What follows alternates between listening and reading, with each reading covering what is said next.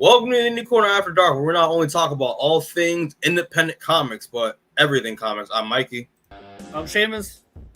And today, people, we're back at it again with another episode of Indie Corner After Dark, episode 25. And obviously, with episode 25, as you can tell from the beautiful thumbnail that I designed super last minute, we are going to be talking about season 4 of The Boys, people. The Boys, you know, the highly anticipated show that everyone has been talking about for the past couple weeks. Just wrapped, I believe, on Thursday with the 8th episode. And yeah, people, we're going to be talking about the whole season. It's going to be a good time because, you know, obviously we've taken a little bit of a break for a while because I just recently did BlurCon in DC last weekend. So I was prepping for that for the past couple weeks. So people who are at BlurCon and are watching this, thank you for joining us. It was great for me to be there. I love it there. It was a good experience, as I just told Seamus right before we started. Yeah. And yeah, but appreciate the love and the support. It was a lot of fun. But yeah, people, the boys, Seamus. The boys, Seamus. The boys. The boys. The men. The men.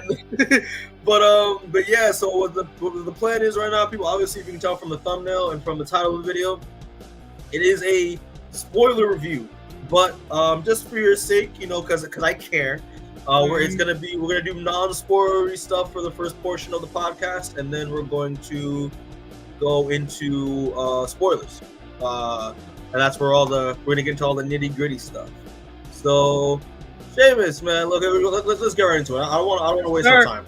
No sugarcoating it. Yeah, sugarcoat a little bit. This is season 4. We're at season 4. It's kind of like at this point. We know what's going on. But Seamus, all right. So what were your overall thoughts on The Boys? And I think it's funny because I remember last time when we also did a Gen V review as well. So yeah. So I mean, obviously, you know, going off of Gen V and the ending of Gen V, it stems right where that left off. So yeah. What are your thoughts on that, man?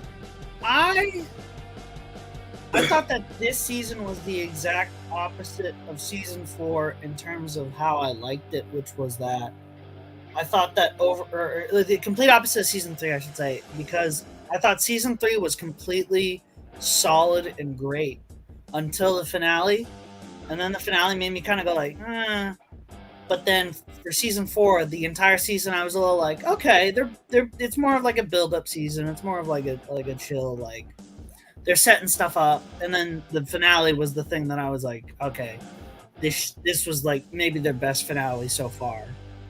Okay, I gotcha. Yeah, because I know people are going around being like, oh, nothing happens this season, and I'm just like, I think you guys just don't understand that sometimes there have to be seasons where, like, if you're doing a long overarching story, which is what a lot of these shows do. There has to be seasons where you're just spending it doing a lot of setup and a lot of slow development. So that way the next season, it can just be like every episode is like the end to like 3 different arcs at the same time, because that's what this season was setting up, you know? Mm-hmm. So I would say that people say, like, it's definitely worth the watch. It's still the fucking Boys. It's still fucking incredible, but like, you know what I mean? Maybe don't go in expecting it to be like a season 3 where every episode something insane happens that you're like, whoa, oh, his hero gasm happened. Oh my god. Oh my god. You know yeah. yeah. I agree. I honestly, even though I think this season I think it's more one of the weaker seasons. It slightly weaker, even though obviously it's still amazing. Like The Boys, obviously it's still great, but I think it was slightly weaker. But I honestly think this may be my personal favorite, just in terms of like the timing of like what's going on in that's why I think our actual reality right now. Yeah, that's why I think the finale might have hit harder than it would have, purely just because of the timing of everything. And that's, you know what I mean, that it was just insane timing within the week. That I mean, yeah, no, we'll get into spoilers of why it was insane timing later, but like, if you looked at the original title for the finale, you kind of understand why. Exactly. But I mean, I'll say, because this was in the trailers, but I really did enjoy, especially like the overarching thing about the whole is the whole like Starlighters versus like the Homelander, or I don't know what the Homelander side's name is actually called. I don't know if they even have. I think they're called racists. Yeah, they're I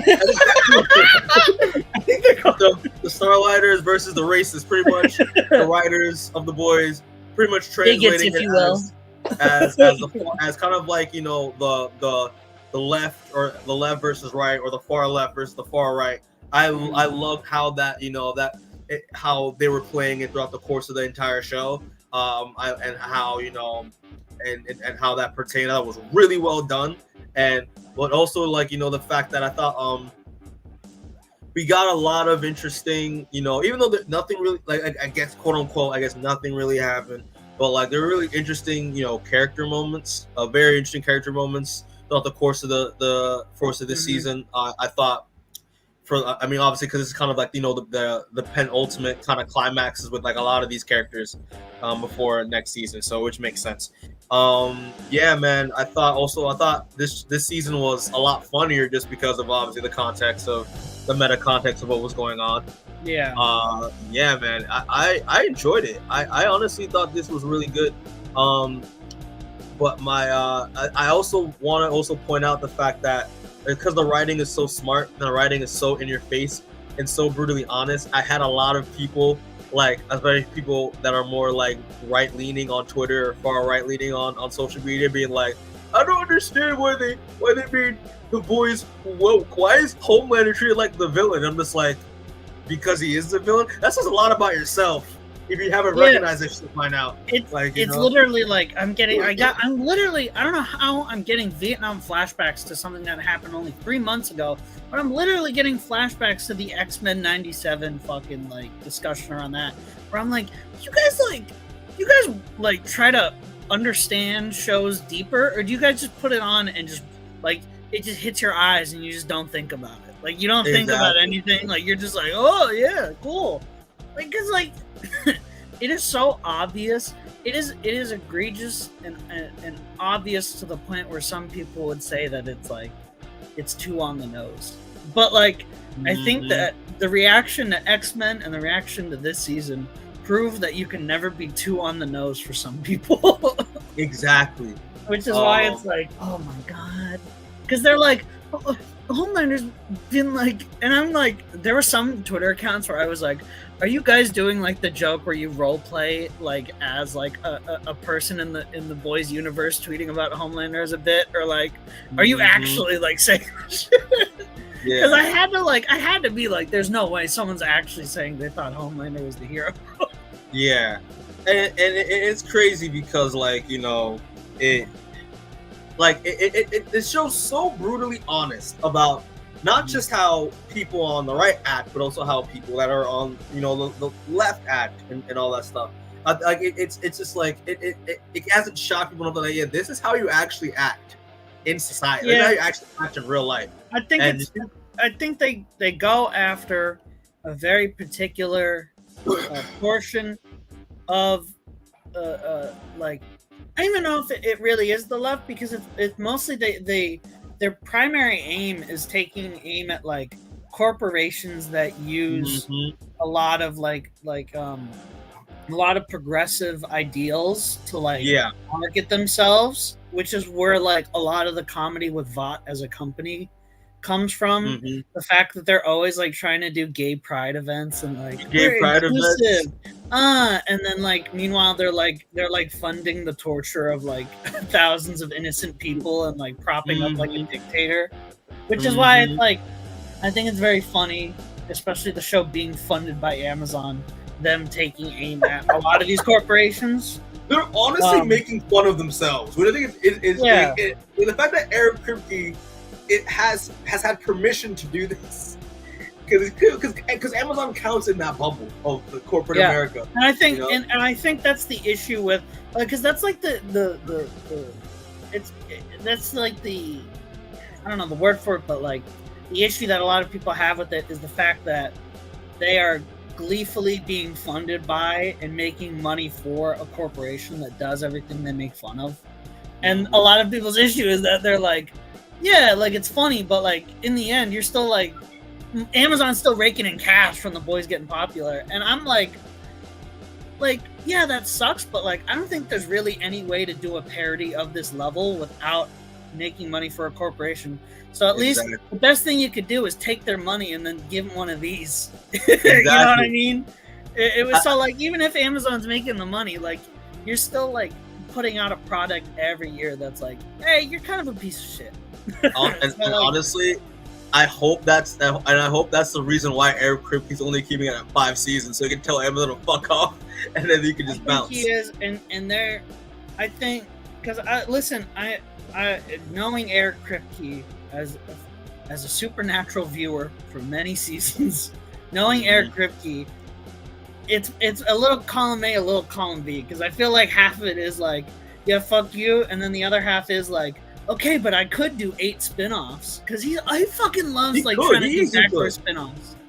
There were like 8, at least like once a season in Supernatural, there'd be one episode that was like, oh, this could be a spin-off? And every time people would be like, no, it couldn't, stop. So I feel like that's why it's like, I don't know how I feel about him making like, you know what I mean? As much as I like Gen V, it's also like, do I really need like 2 more shows after Gen V? Because I don't think I do. That's true, yeah. But and I also just to flip back onto like the story plot wise. I mean, we know that we were told before the show dropped that season 5 was gonna be the last season, and this whole season does feel like a penultimate type of thing, like the climax of like the whole arc, because obviously me and you, we have either read the comics or watched every Comics Explained video about the comics because we didn't want to read the comics. Yeah, I read them as like a 15-year-old and I hated them then.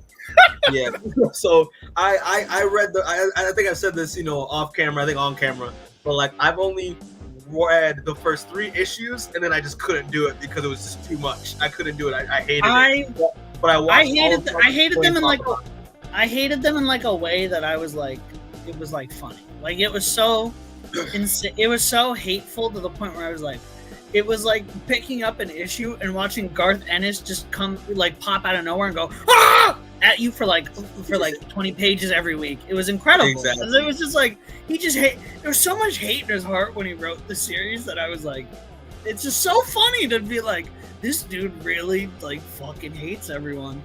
And I think that's why, like, extending to the show, I think that's why the show works a little better, because they keep the like, not the hatred, but they keep the disdain for the superhero industry currently, how it is with a lot of the art that's being put out and some of the content that's being put out, but it knows it's smart enough to keep the heart. And I think that's why this season, despite being a little slower, still works, because it still keeps that heart with certain characters where you're like, okay, like this is like a setup season that's mostly going to be joking around at people, and it's not really going to be pushing a lot of like major events forward, but like I'm still watching because I still give a shit about like Kimiko and Frenchie. You know what I mean? I still give a shit about Hughie. So like, I think that's why this show is succeeding a little more than the comic did, because the comic had almost like a genuine hatred for everyone, except for like maybe Hughie and Starlight. Like Hughie and Starlight were the only two that Garth Ennis was like, I'll give them shit, but like at the end of the day, they're good people. Exactly. Yeah, for sure. And the thing is, like, obviously we know the comic, so like, we because this show, even though it is based off a comic book and it does follow it, kinda. Like it does zig sometimes. It does zig when the comic zags, because the direction that the comic goes and the show doesn't really go, which is great for the better. But like we have a general idea of how the end game is gonna go. But like again, the show has done a good job of like not taking a lot of creative freedoms that have mostly worked throughout the entirety of the entire show. So. But with this season, it was like you can kind of feel like, we know it's gonna go to this. We know it's gonna go to this. Like we know, but then like we've been saying it for like years at this point. Like in that season 3 review we did, we've been saying it where we're like, it's gonna end at this point. Exactly.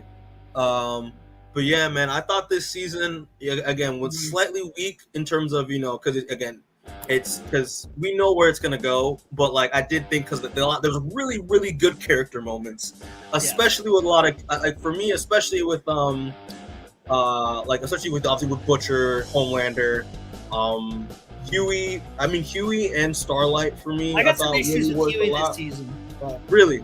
We'll get to that in the spoilers. Yeah, we'll get to that. But it's not his fault. It's not Hughie's fault. It's not Hughie's fault at all. I got a bone to pick with Eric Kripke. It's Eric Kripke's fault. It is. It literally is.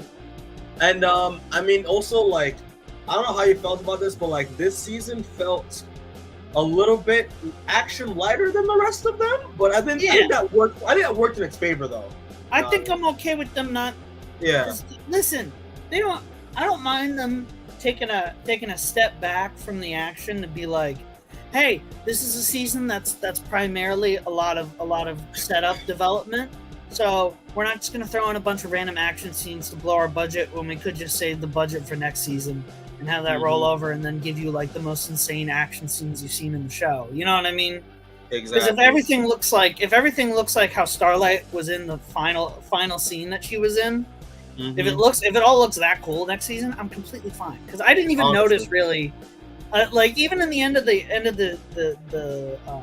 finale, I was like, oh yeah, I guess there really hasn't been that many action scenes because there's one that happens in the finale that I was like, oh cool, and then I was like, oh yeah, there have not really been many like actual fighting. It's been a lot of running away from people. It's been a lot of running away from stuff.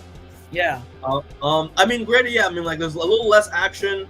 There's still plenty of shocking shit in here. I mean, if y'all saw the YouTube short I dropped 2 days ago, where like Laz Alonso and Hughie were talking, and Jack Quaid were talking about like one of the most fucked up things that they've ever seen in The Boys was in this season, and then I waited, and it was in the last episode, which was like that reveal that we're gonna talk about. Still some shocking shit as The Boys does, you know, but it was disgusting, but it was not, but there's still I would say this season felt it was more coffee, less froth, and I appreciated that. Yeah, and because the shocking shit that happens felt a little more like they were checking a box this season than they actually had crazy ideas. You know what I mean? Exactly. Like the Tech Night episode. I was just Jesus. I was just like, I don't really feel like you guys are just throwing this in just to like be like, isn't this crazy? You know what I mean? Yeah. Instead of like, because like when they did Herogasm, it was like it was crazy, but it also had a meaning and it was connected to the story. Whereas this one was just kind of like a, hey, we're just gonna do that Herogasm episode again, but slightly like different. And it was like, okay, like cool, but like, you know. Yeah, that's true. That's why I was like, yeah. And whenever any of the crazy shit happened, I was just like, I was not as like, whoa, oh shit. It was more just like a, oh yeah. And maybe I'm just becoming desensitized because we're on season 4. Yeah, yeah. We've seen too much fucked up shit already. But we're just like, there was a couple of deaths this season that made me go like, whoa. But like, you know what I mean? But like in general, that was only like 2 moments that made me like had my eyes a little like. But yeah, we'll get into it when we get into spoilers. You know what I mean? I gotcha. We'll do some spoilers. Well, and speaking of that, Seamus, you wanna? Do you have any more spoiler thoughts? You want to just get right into spoilers? I got shit to talk about the spoilers. All right, people. So real quick, we're gonna be moving on to spoilers real quick. So I'm gonna put a little warning right now. So for people that have not seen The Boys, like after I put this graphic up, we're gonna go. We're gonna go off. So like you have a chance to go. You have a chance to save yourself here. So all right. So we're gonna do spoilers. All right, in 3, 2, 1.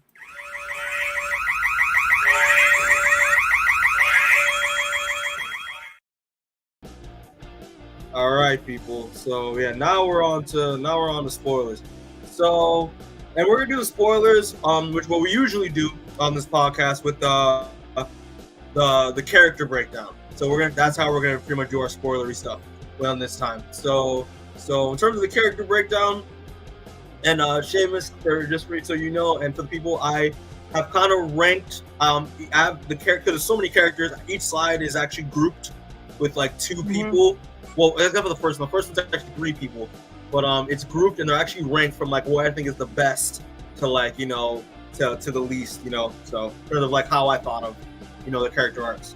So the first set of characters I want to talk about, which is the obvious, is actually going to be Billy Butcher, who's played by Karl Urban, Homelander, played by Anthony Starr, and Ryan as well, played by Cameron Corretti.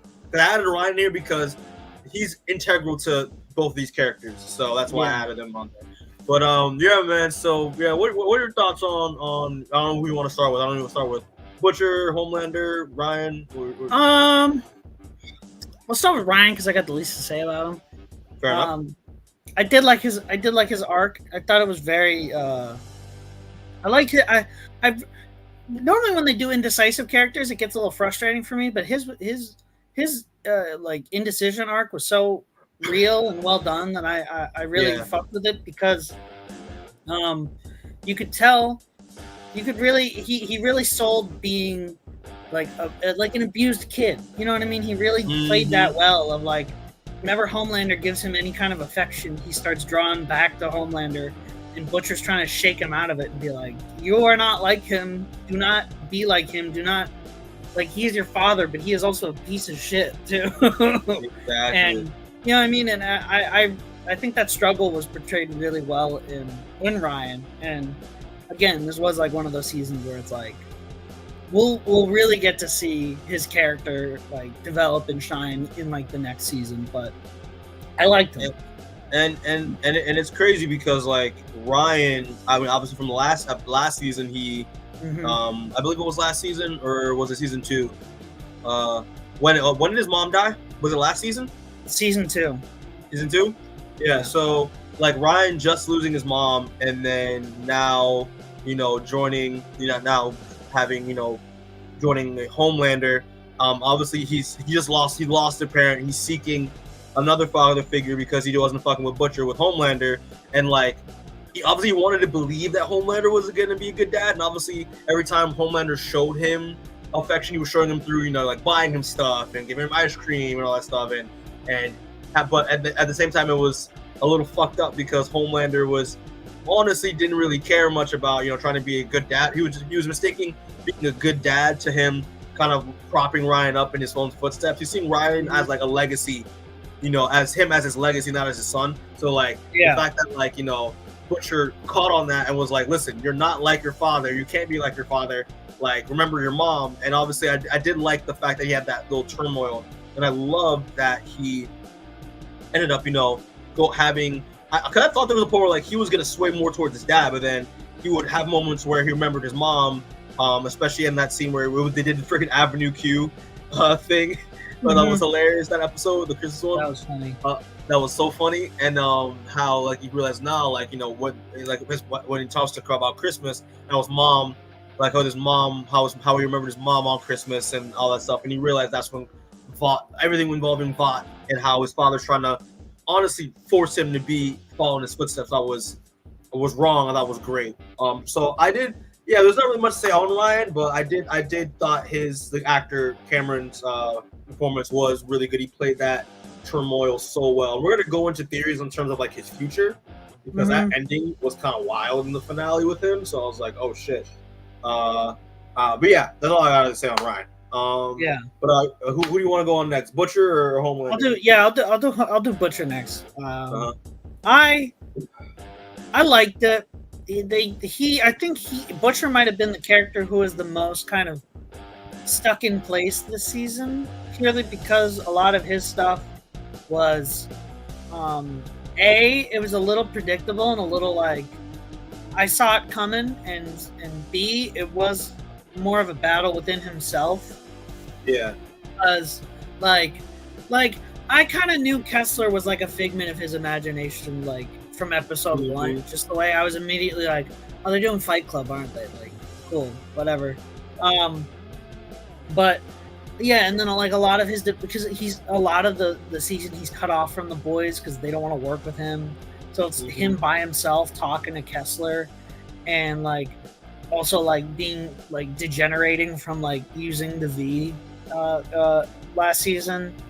And like I liked where his character ended by the end of the season, but I don't think he needed like I don't think he needed to be in the season as much as he was this season specifically.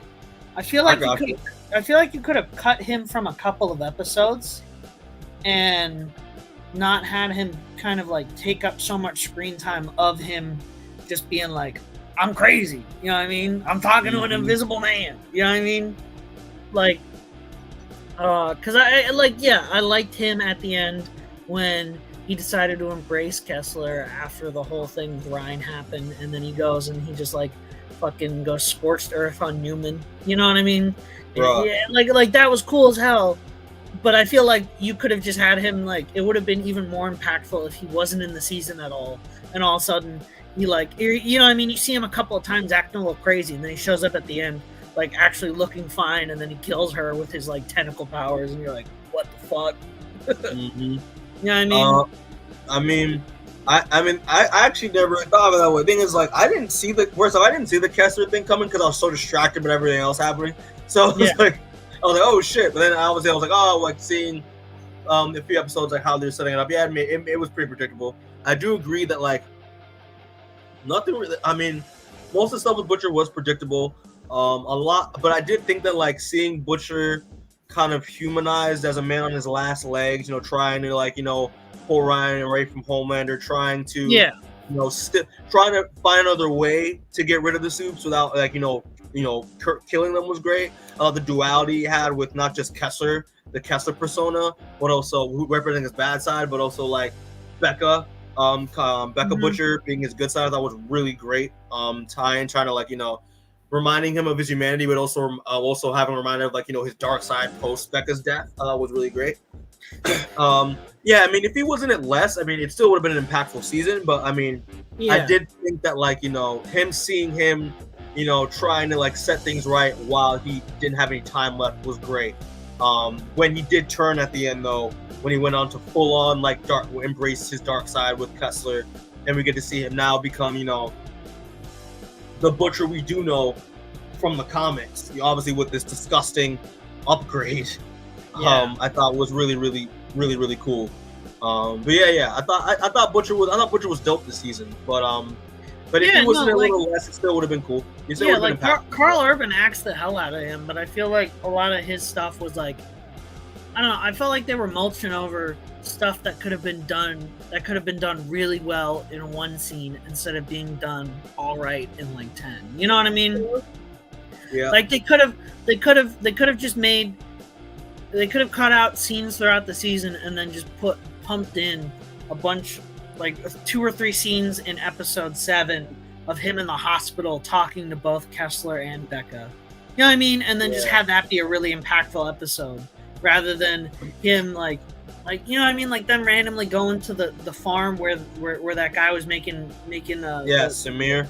Yeah, Samir was making the fucking, and I was like, this, I like this, but like, why are we getting Giancarlo back and they're with Victoria Newman, like, and they're fighting like V'd up farm animals? Like, it feels like something that would have rocked in season 1 or 2, but we're on season 4 now, and I'm kind of like, all right, what are we doing here? Like, because this is, you're not doing this for, this isn't as insane enough to be its own fun solo episode.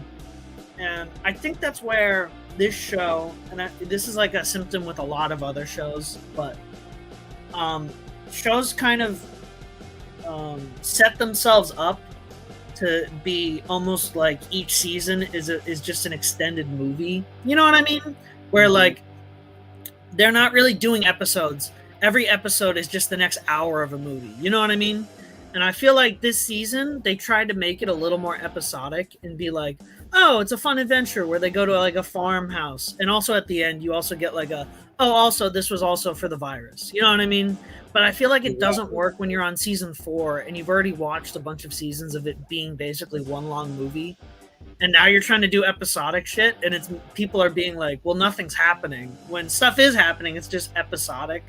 And I think that's where a lot of my issues come with Butcher, because like since they are trying to go a little more episodic, his arc is still moving at a certain momentum, but they're having to break it up and be like, oh, but like he's still talking to Kessler, but he's still insane. But like Becca's still there, but he's still insane. And I'm like, you guys could have pushed this back. You guys could have made this different so that way Butcher wasn't just randomly showing up and being like, hello, boys, and then leaving because they all hate him every time. Because I feel like he showed up and left because they hated him like at least 3 times this season. And I'm like, you could have done that once. You didn't have to have him keep showing up only for them to be like, Butcher, we hate you, and him going, fucking. There was a lot of like him being like oi and just showing up and then being like, get the fuck out of here, we hate you. And I'm like, this is like the 8th time you've done that. Like, it's funny the first 2 times, but like by the 8th time, I'm like, guys, you don't have to keep doing this. Like, either have him go or have him stay or have him, you know what I mean? Don't fucking. It's a little frustrating, the writing this season for me. Like, I like it, but like when you think about it a little more, I'm like, damn, they really could have just like tightened this up just slightly. It's just a little bit of cleanup that would have made Butcher a little more like, because it feels like he doesn't have anything to do other than like freak out in his own way. They freak out and like die. Yeah, exactly. Yeah. All right, bro. Homelander. I'm gonna start actually. I really did like Homelander in this season. I did like the fact that, again, he's an allegory for far right conservatism and like all that. They really made him like Trump in this. I thought it was crazy. Also the fact that, like, you know, in the course of the beginning, he finds out that like, hey, like, I'm trying to, like, you know, have emotions and stuff with Ryan, and like, you know, but hey, I think my emotions are a weakness. Let me try to kill my emotions by going to my past and trying to like kill everybody that quote unquote raised me in that like secret underground like bunker or whatever. And then it turns out like, oh yeah, no, like I still have emotions and shit though, because like because you know, we went from emotions, no emotions, mind splintering, and it just went from back to being like, holy shit, like I can't hide my emotions forever. That was interesting to see. I did love the fact, like, seeing, like, you know, his origins a little bit more when in that episode when he goes back to the facility, and like they do that, and he talks to, I forgot her name, but the person who he considered to be like mom, pretty much, right? Yeah. I love the fact that she made a nod to how he was born in the comics, like the fact that like, oh yeah, like, even though she's like, yeah, like you think we made you into a monster, bro? Like you think you were like, you know, like you become a monster, like, you know, we made you into a monster, bro. You were born a monster. You really burst out of your mother's womb, like flying, and lasered like 5 people while you did it. Like, come on now. Like, I love the fact that like he came, like that realization made him embrace that, like throughout the course of the season. I love that a lot, so much with his art. Also the fact that like he try to keep, like, even though he showed like how kind of like dumb he is as a character too, as well as like along with like, you know, Butcher, because like he tried to like have a plan, but like he couldn't keep it together, especially once Sage left. Like he tried to keep it together, he honestly just couldn't, because like, you know, because it's like Sage's plan, and he can't handle someone else like being the planner, even though that's usually when shit works, when he's like, because he wants to be the guy who's like, I'm planning everything, I got all these machinations and stuff, but he's like so emotional and incapable of doing that the plans only work whenever it's someone else's plan, and he usually throws that plan out the window just to be like, oh, fuck you, how dare you try to control me, fuck you. And you're like, dude, come on, man. And I think that's where like his relationship with Sage works so well, because it's so funny to see her be like, no, yeah, I planned for you to say fuck you to me and fire me because you're like a man child. So that's why I was like, and like that scene at the end where he's like, you know, the final scene that he's in where like she's trying to hand him the phone and he's just like, you planned this? And Sage is like, yeah, dude, you're like, that's like the most predictable thing you could have done is throw a fit and fire me. Like exactly. Oh man. But yeah, any more thoughts you want to say on Homelander this season? I thought he was like his strongest this season, maybe. Yeah. I again, Anthony Starr is just putting on a fucking clinic every time he's on. He has so many. His facial expressions are insane, and some of his line deliveries are insane.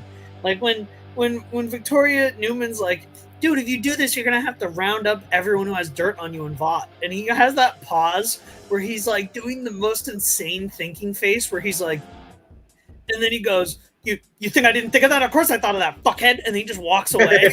And you're like, what the fuck was that?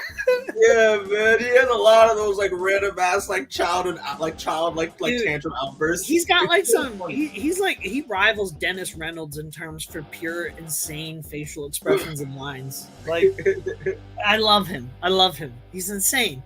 He's like, and like, I think it's just like. It's so Anthony Starr plays him so effortlessly evil and childish. It's incredible. I love him. He's a great character, and I hope when they do Secret Wars, Homelander shows up. I hope so too, bro. That'd be hilarious. But again, people, even though we think that Homelander is a well-written character, he's still a fucking piece of shit. Good character doesn't mean good person. Good character means this guy is entertaining to watch, and I hope someone takes his fucking head off. Honestly, there was a moment where when he threatened Newman, he's like, listen, I will literally, we will put your ass in office. We will have this freaking 25th Amendment be enacted, and you will be my fucking puppet. If you define me, I will send a piece of your daughter's body every single year until your entire term. I was like, bro, this man is literally irredeemable. It's irredeemable. But that's what I'm saying. It's like that's why he's my favorite character, because it's like every season it's like he's so fun to watch, and that's why it's gonna be even more fun when someone finally fucking just kills him. You know what I mean? Yeah. Because I got when we get into theories, I got some theories about how it's gonna go down, because I think everyone's gonna get a piece of Homelander next season. Oh, 100%. But all right, bro. Let's move on to the next batch of characters, bro. So the next set of characters is none other than our favorite couple, I would assume. Starlight, played by Erin Moriarty, and Hughie, played by Jack Quaid.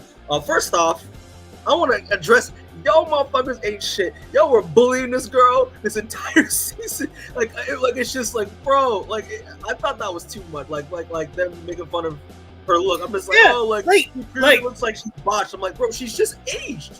Dude, she's even then, does she not still look hot? Am I insane for saying this? What are we doing here, guys? What? You know what I mean? Literally, the only difference is her cheekbones are slightly more pronounced, and it's like, dude, she still looks fucking insanely hot. What are we doing here? What are we doing? Why are we trying to be I like old Starlight better? What do you mean old Starlight? That's just her from 2 years ago. She looks the same. What the fuck are we talking about? It was nuts. I think it's when lady alone. When she started the show, I think she was 25, and she's 30. She's just clearly just aged. I don't understand. It's whatever. I just want to address it. I thought it was some bullshit, but it's bullshit. But yeah, man. What did you think of a Star? Okay, first I'll start with Starlight real quick. I enjoyed Starlight this season. I thought, her obviously because one of her big things was taking the fight against Homelander, not obviously physically, but politically, and all that stuff with the Starlighters. I thought that was really interesting to see. Her going from trying to be a dominant force step into Homelander to have her crack the moment all those leaks of her come out especially with Firecracker, and so her dynamic with Firecracker coming in, because Firecracker, people who don't know, had a past with her in her and well, hate had a past with her in her past. They both were pageant girls. Were pageant girls, and obviously, Starlight was, seemed to be like, the perfect girl, but in reality, like, wasn't the case, with her relationship with Firecracker. But her, really the moment like it was leaked, her having an abortion, and how yeah, that section was so well done. The fact that they're like, yeah, Firecracker had sex with a 15-year-old, and then Firecracker just comes on and is like, God has led me to the perfect man, and he has absolved me of my sins. But that lady over there fucking killed a child in the womb, and I was like, oh God, it was too real. The fact that a girl, you know what I mean, like the fact that they're like, oh yeah, she had sex with a 15-year-old. Who cares? But she had an abortion, and then like all of Homelander's base just starts focusing in on that, and it's like, guys, literally, and to see, it was like this season was so frustratingly real. I think that's why I had an issue with it. Is that I was like, ooh, I don't like this. This is making me mad. And Starlight was like the example of that. And to see Starlight have be in such a vulnerable place to be out like that, because that happens in real life, girls getting out of like that, being judged and shamed for it, for making such a very difficult decision. That was so good. Also, I just want to bring up more stuff with the Starlighters. There was a scene that made my jaw drop, was when they fucking did Pizzagate with the Starlighters, bro.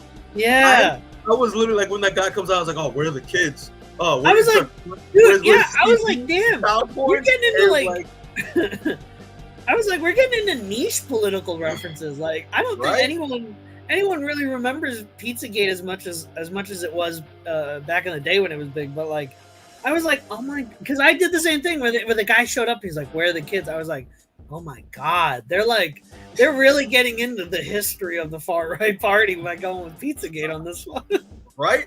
And also just the fact that also she was also like one of the avid to be like, we should not trust Homelander or Butcher at all because she hates Butcher. So she was the butt of that repeat joke with Butcher being like, hey, I'm back, and she's like, get the fuck out of here. Yeah, I thought Starlight was I thought her arc in the season was good. Her losing her powers out of nowhere kind of showcased, obviously like that vulnerability that she's been facing throughout the course of the entire season. It was a great physical nod to that. Yeah, I like they gave her own like Spider-Man No More. Spider-Man 3 did. Spider-Man 3 exactly. No, Spider-Man 2. I liked it because it was like, and it was like for a very reasonable reason where she was like, yeah, I don't know if superheroes are good anymore at all, and if good superheroes can exist.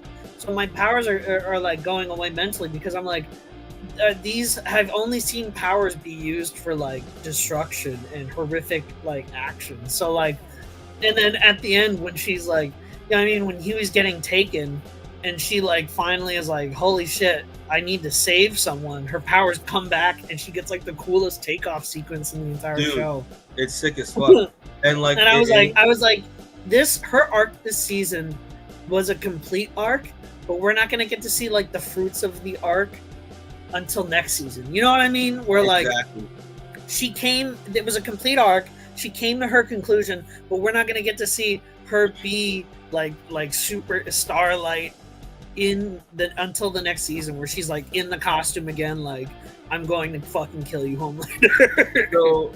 So how did you feel about towards the later in the season, which I really enjoyed, with her confronting her double with the shapeshifter, because I thought that it was really good realization for her that she realized that even throughout the course of the season was like, yeah, like I'm like I tried to portray this I'm a like all-American perfect girl for so long, but she realized that no, she's also done some awful shit in her past. So like she also if Soups can't be all good and can't be completely altruistic and can do some bad shit, I also have to face that within myself, and that's why. And then she accepts that towards the end. I thought that was. What do you think of that whole scene with her?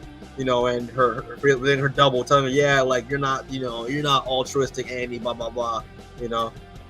I thought my gut reaction to that arc was, this is tired. Like we've done the shapeshifter. takes the relationship, you know what I mean, takes the place of someone in a relationship, and it's like, what, you didn't know that was me? You know what I mean? And like I was immediately like, oh, this is so like, it's a little cliche, it's a little like much, but like I did like how Hughie saw, like he cut through the drama. You know what I mean? Like Starlight, like Annie was like, oh, you had sex with her and you fucking love her because she's not me or whatever. And Hughie was like, hey, do not get it twisted, okay? A, I had suspicions, and B, I like, and he starts listing all like the faults that he likes in her, and I was immediately like, thank God Hughie fucking stopped this shit from getting out of hand and making it like a whole fucking like, oh, they're not together anymore. You know what I mean? Shit that I'm gonna be like, oh, this is like drama I don't like, but like, I liked it. I'm glad it was a short little like. You know what I mean? It was literally only in episode 8 the shapeshifter appeared, but like I was like, okay, and they're using this more to be like to have Annie for Annie's character development. So I was chill with it. I liked it when I thought about it a little more. Yeah, for sure. Well, moving on to Hughie. Yeah, I had some issues here. Yeah, well, I'll say what I'll think about Hughie real quick. I liked Hughie in this season. I thought Hughie shined the most, especially when it came to, you know, kind of like, you know, leading up to the death of his father. I love the stuff between him and his dad a lot in this season. Yeah, I agree. When his mom showed up out of nowhere, and your mom, that was great as well. Because you know, it was cool. It was so good. It was good character. Yeah, and seeing how Hughie's mom not only affected obviously Hughie, but his dad as well, especially when he wakes up. Was crazy. I thought the mom was sus since day one, especially when she injected, well, obviously because, you know, Hughie takes Compound V, he gets it from A-Train because A-Train owed him. He takes Compound V and is about to inject it in his dad, because obviously that's the first thing you do if you want to save your dad. You have an opportunity to save your dad, but obviously and take that risk of him being, you know, being a little messed up. Like, you know, like, yeah, I love that. That made sense. I didn't think he would change his mind until his mom injected him with it, and I was like, holy shit. But I thought him, you know, coming to terms with, like, you know, his mom, him, the relationship with him and his mom, and with, you know, the death of his dad was really well done. And then also his dad's send off. Well, with his dad getting powers and like getting like fucking Alzheimer's, pretty much getting like severe memory loss and like Alzheimer's and like killing people, that was crazy. But him, you know, his character, but him like saying farewell to his dad, and you know, along with his mom, that was really good. And also how his dad's death affected him throughout the course of the season. Like I like they could have easily just left it alone, but I like that they didn't do that. I like that, like, well, of course, every bad thing that happened to Hughie post his dad's death, all he could think of was like, I really miss my dad. Like it's just, you know, I love that a lot. So I'll say that to start off. But okay, Shay, you can go off. What else do you want to say about Hughie? I think the first half-ish of the season was really strong for Hughie. I did like the stuff with his dad and his mom and his family, and I thought that was really strong. And then the second half, he was just getting raped all the time as like a joke. Dude, he couldn't. And I was like, he couldn't catch a break at all. And it was I was like, okay, I don't mind. Like even in this show, I don't mind when sexual assault is used as a plot point, and it is used well. You know what I mean? Yeah. Like with Annie in the Deep, it was that's like a plot point that is still somewhat unresolved, but like it's something that happened, and it's something that affected her and him, because the Deep actually faced, you know, at least a little bit of some consequences throughout the seasons for it. But for Hughie, it was literally like a joke. It was literally like, haha, he's getting molested in Tech Knight's basement. Isn't that funny? I was a little like, it's funny when it's an orgy of like superhero orgy. It's not funny when like Hughie's getting molested. Like, that's not funny. Yeah, really. Getting like, fucking molested and then I was like, okay. And then the shapeshifter started fucking him as Annie, and I was like, oh my god, he's getting fucking molested again. What the fuck? Like. And like both of these are kind of played as like, oh, and I'm like, why the hell is it that we can't treat like Like why can't we treat Hughie getting raped with the same kind of with the same kind of seriousness that it was treated when Annie got assaulted? You know what I mean? Yeah. Because like they kind of treat it as a joke, and they kind of write Hughie's character so he's like just as like and I'm like, no, why don't you have like a conversation about that, about Hughie getting also like, you know what I mean, being the victim of that. That'd be interesting. I was waiting for that, especially when after when Annie found out about him sleeping with the sleeping with the shifter. I was waiting for him to be like, listen, like you're like, this man got violated. Like at least this dude didn't know he thought he was having sex with you, and he was having sex with some random shapeshifter he didn't even fucking know. But and then Annie was getting mad at him, and I was like, this like. The Annie in the last couple of seasons wouldn't have gotten mad at him for this. She would be like, "Oh my God, Hughie, are you okay? Like, fucking, you know what I mean?" And then like the way that they resolve that, where she's like, "Well, you're getting tested before we have sex again," and Hughie was like, "Yeah." I was like, you know what that conversation gave me? It gave me a big old fucking crack of Invincible. It stunk of fucking Invincible's rape scene with Mark, where I was like, because the way that Mark and Eve the way that Eve handles it towards Mark, bar for bar, how Annie talks to Hughie in this, and that's why I think I was like, while I was watching that, I had like a stink face the whole time because I was like, I hate this. I hate this shit. I did. The caveat though, I did think it was kind of. I thought the first time where he was wearing Web Weaver's costume and was in that torture chamber with Tech Knight. No, sorry, with Tech Knight and Ashley. When he came back to Annie after the experience and was literally just like, he was crying and he was like, oh, like she said all these horrible things to me. Like I really miss my dad. And I felt like that, and Annie comforted him. I thought that was a good resolve the first time. That was a good resolve, and then it all gets thrown away when the shapeshifter happens. You know what I mean? Exactly. Because then Annie immediately like doesn't like, and that's why I was like, oh. Because they don't actually have like Hughie just breaks down in one scene, and that's like look, we talked about it, see ya. And it's like, you know what I mean, like that should be, if you're gonna put that in, that should be something that at least lasts for at least 2 episodes. At least have Hughie still be like, I'm a little shaken up from that, you know what I mean, something like that in the next episode. Or like have him and Annie be like, hey, we're chilling at home this episode at the start because Hughie's still a little shaken up. Something like that they're just like acknowledge that it is, that they acknowledge that kind of event happening to a person has effects that last and aren't just immediately brushed under the rug. You know what I mean? Yeah, of course. Because and that was like my main issue this season. And then seeing like interviews with Eric Kripke where he was like, yeah, we thought it'd be funny if he went into Tech Knight's basement and got molested. And I was like, I don't think that's really funny anymore, man. Like I think it's depending on who the character is. Like if it was the Deep, there's some dark irony to it. You know what I mean? There's some dark irony where you're like, oh, this guy who has used like his sexuality and sex as a as a power thing over people is now having the power stripped from him. There, you know what I mean? That's a dynamic that you're like, okay, it's storytelling, but like with Hughie, it's like this poor kid who like is just trying to like live a normal life with like his girlfriend is just getting molested because the showrunner's like, this is silly, isn't it? It's like, I don't like that, man. Eric.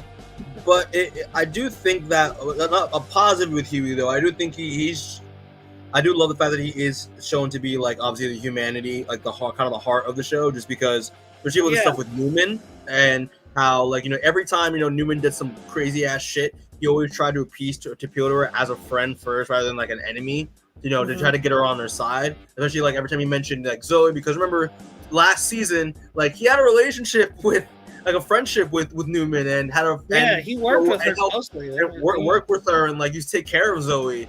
And like like I did like the fact that like he had to like instead of like every time like Butcher's like we have to kill her, and he was like no, we can't, like obviously like he had to bring Butcher around everyone, hey, there's another way to do this, and I like that a lot. So yeah, man. I mean, Hughie was I enjoyed Hughie. I enjoyed Hughie this season, but yeah, I do get where you're coming from. With listen, Jack Quaid is always fucking enjoyable. Jack Quaid is always fucking incredible. He's great. That's what I'm saying, and that's why I think I'm so mad that they're wasting what could have been like a masterclass in acting from Jack Quaid on something that is portrayed as like, isn't that silly? And I'm like, dude, I know for a fact Jack Quaid would have made this shit like the most emotional shit I've ever seen. You know what I mean? With like, and it almost happened when Huey breaks down and he's like, I miss my dad and everything, and I was almost there, and I'm like, oh. And I also think that I feel like maybe this is my own vibes, but I feel like they're forgetting that Huey is still like the main character a little bit. You know what I mean? Where like I feel like he is getting some less screen time than some of the other boys. You know what I mean? Which I'm like, are we forgetting Huey's the main guy? Like he's supposed to be the main character, and now we're just like, I'll have whole episodes where it's like 90% like A-Train. Like I love A-Train. We'll talk about A-Train in a bit, but like Huey is the main character. Like I'd like one episode where it's mainly Huey that he's not getting molested in, but bro, you want to move on to the next batch? Yeah, and before we move on, real quick, so next batch, what's up? I was gonna say, I hope he's probably gonna get a bigger role next season, and this is more of just a symptom of them trying to do setup with a bunch of different characters. You know what I mean? Oh, yeah. Yeah. I go 100%, bro. I got you. Well, all right. So next batch. So number 3rd in the rankings is MM, played by Laz Alonso, and A-Train, played by Jesse T. Usher. I love both these characters.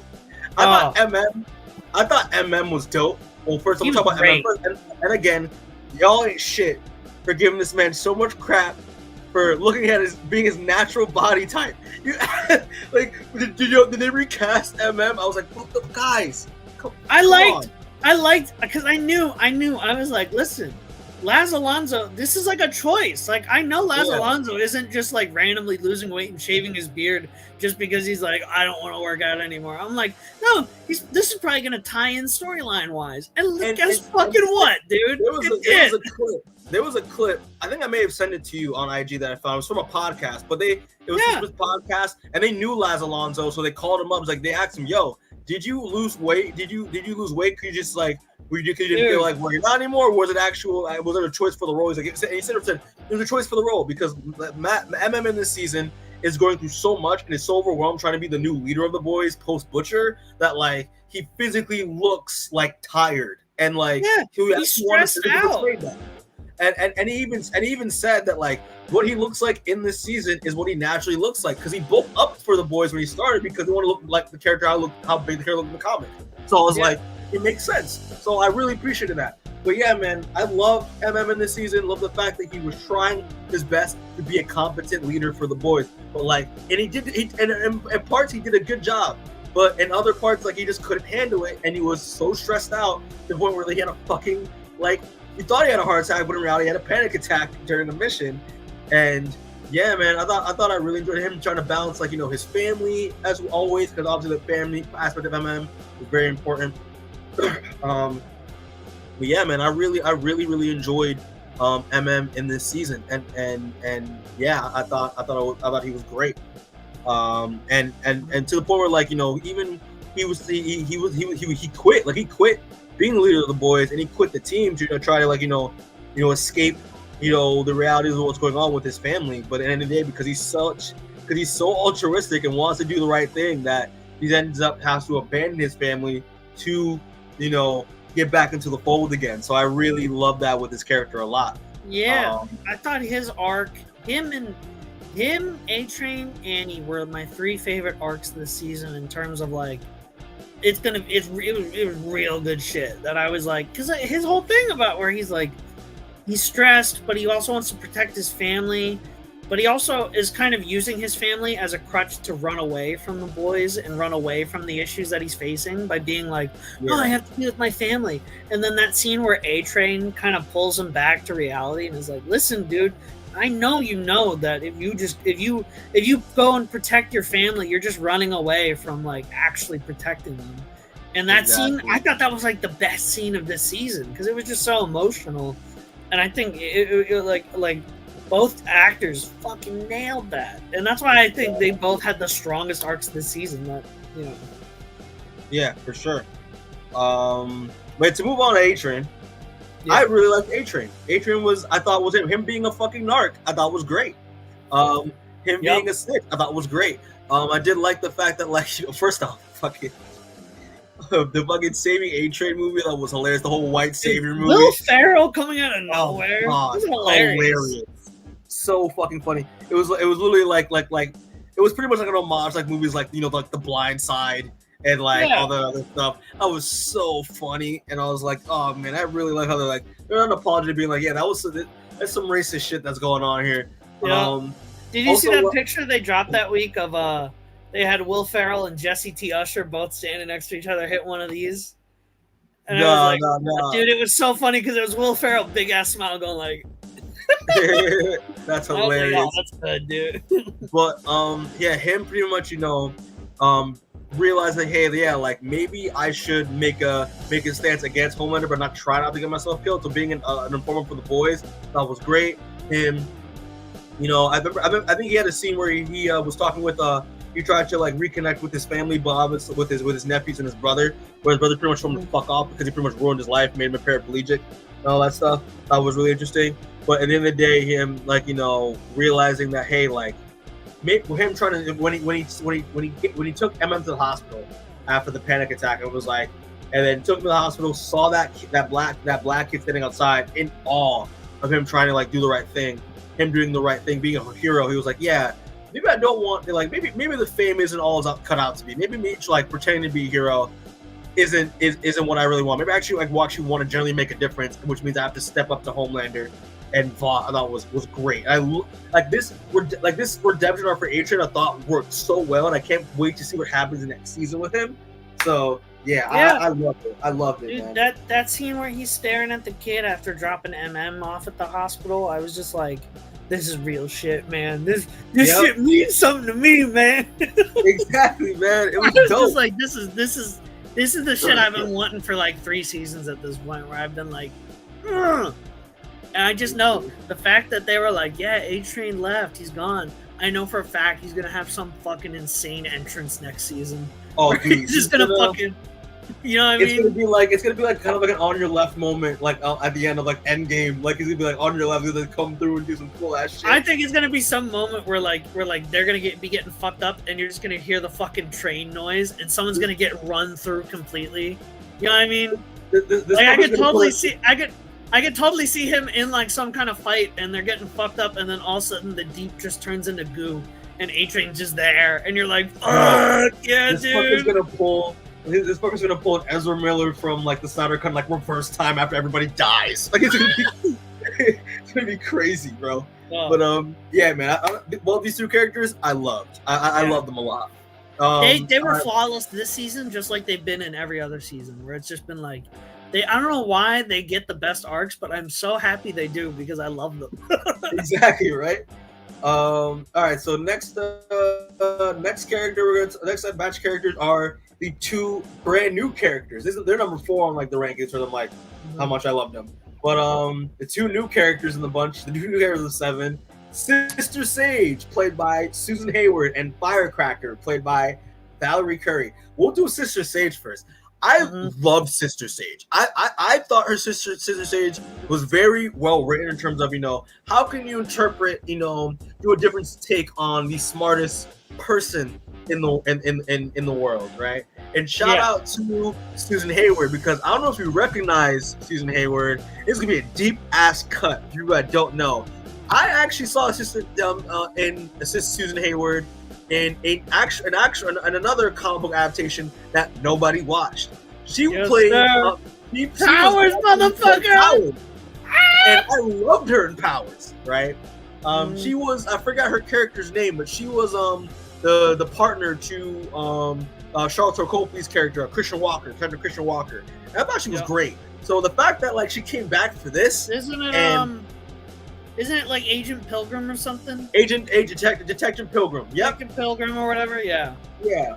And seeing her be the smartest person in the world in this season, how it was written, how pretty much she was pretty much the second in command to Vought, to Homelander, but honestly was really proving she was like 12 steps ahead of everybody. And we'll talk about the what she does at the end. But like it was crazy trying to like, you know, every time people had every time we thought like, you know, everyone had a layup, she was 10 steps ahead of everybody. Like everything that was set in motion in this show was all planned by her intentionally, and I was like, damn, bro.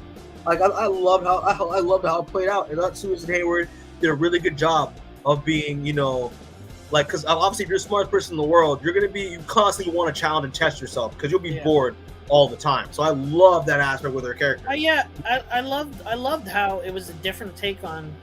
It set a new bar for smartest person in the world, because now I'm not going to be able to accept Reed Richards being like socially awkward and still being called the smartest person in the world if he can't take down the government with a whisper. You know what I mean? Exactly. Because Sister Sage was literally has an entire plan for how to take down America as a country. And she did it in like 2 weeks. You know what I mean? Dude. Like, I'm like, that's the smartest person on earth, motherfucker. You're not getting me again with some fucking Reed Richards, like, I built unstable particles that make up my suit. I'm going to be like, Reed, though, can you fucking, like cause India destabilize a country? Like, destabilize, you know what I mean? Like, if not, then you're not. Like, Sister Stage beats you, dude. Sorry, but... Bro, literally, like, when she recruited Firecracker was one of my favorite scenes, because she knew there's like, yeah, well, Firecracker is a fucking bigoted idiot. I could use that. And then she ended up, and then when she bested her, when she revealed like I'll give you a leg up and like reveal Starlight's deepest secret, but I know she's gonna beat the shit out of you, and I will love that because I fucking hate what you stand for, you racist piece of shit. I love that so much. The stuff with what was your take on the twist with her powers? Because people that don't know, so she's different from everybody else. So her like, obviously, like, you know, with most people from most soups from the boys, they obviously have super strength and like durability. That's like their base set, but they also have a secondary power, right? With her, it's the complete opposite. So she is completely vulnerable. Like she's completely like her body is vulnerable, but her mind is indestructible. To the point where like if she gets stabbed or shot through the head, her mind grows back. Her brain grows back perfectly fine. Yeah. So I want her take on, like, you know, hey, like her biggest pleasure in life is to be stupid, and the only way to do that is to get a lobotomy. Like, is to get a break from lobotomy. I was like cringing, but I was also like, this is objectively funny as fuck. Dude. Be like, and then that scene where where she's talking about like getting fucked while watching Michael Bay by the Deep. You know what I mean? Bro. And then when it's revealed that she's also fucking Black Noir, and he's like, you're lobotomizing yourself both times, and then they're both like, what do you mean lobotomy? And then the Deep was like, bro. But yeah, it was funny. Like, I loved her character so much. I think she's one of the best new additions to this show I've seen. Since like, no, she's one of my. I think out of all the new introduced characters, she's like my favorite. I love her so much, dude. Like, yeah, and I love that. I love that she's like, yeah, I did it because I just wanted to see if I could. I'm like, that is so good. That is literally so good. Just to be like, you know. Oh man. But yeah, listen. I'm excited for her next season. I'm so excited. I can't wait for what Phase 2 is. But yeah, bro, and also like her dealing with the if we ever want to talk about like the conservative party like at Tech Knight's house, I love how like she just couldn't stand it because like, I hate everything that these people stand for, but I'm intrigued in how I can turn this into my favor. Nah, I mean, that was really interesting. But yeah, Susan Hayward, you did a great job. I mean, you even want to go back and watch Powers again because I thought you've evolved. I as an actor, I loved your performance in this, man. Yeah, but Valerie Curry, bro. Oh, shit, I didn't even change the fucking thing. Sorry, my bad. Valerie Curry as Firecracker, man. Off rip. She's Firecracker again, kind of like the same thing, similar to Homelander. Very well written, very, very, very, very well written character in terms of like she's obviously just a butt of a joke the entire time. Yeah. But like she's a racist, xenophobic, and just like Zionistic piece of shit. And like it's just like damn, like it's well, but she's obviously she represents, you know, the QAnon like far right podcast podcaster, like she's kind of like a female Alex Jones. You know what I mean? In a way. And that's why when they were like when Starlight was like, yeah, I called you a little piggy bitch, and I said I don't talk to little piggy bitches. I was like, good, Starlight, yeah. Get those kicks in. Fuck that girl. Oh man, when she got her, Starlight beat the shit out of her. I thought was great. What were your thoughts on? And it's funny because like, is it wild that like I feel like a lot of people on Twitter were like, yeah, like, oh, like why are they making the Firecracker a villain? And I love the fact that like people that were pro Firecracker that were on like that side of the spectrum were in for a shock that like the actress who plays her is not only is a queer woman. Like she's a queer woman, has completely different beliefs than Firecracker, but she played a far right leaning character so fucking well. The it was kind of scary.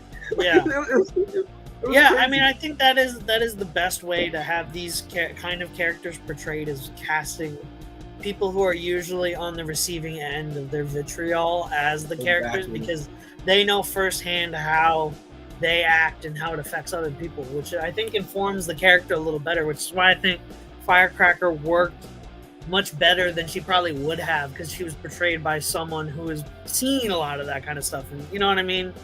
And been involved, which is why I think that because like when I heard Firecracker was being added, I was like, well, who gives a fuck? I don't really care. And then like after over the course of the season, I was like, okay, all right, this is much more interesting of a portrayal than I would have thought she would have been based off her just like description. Was Firecracker in the comics? I don't remember. No, I don't think so. I don't think Firecracker was. I don't.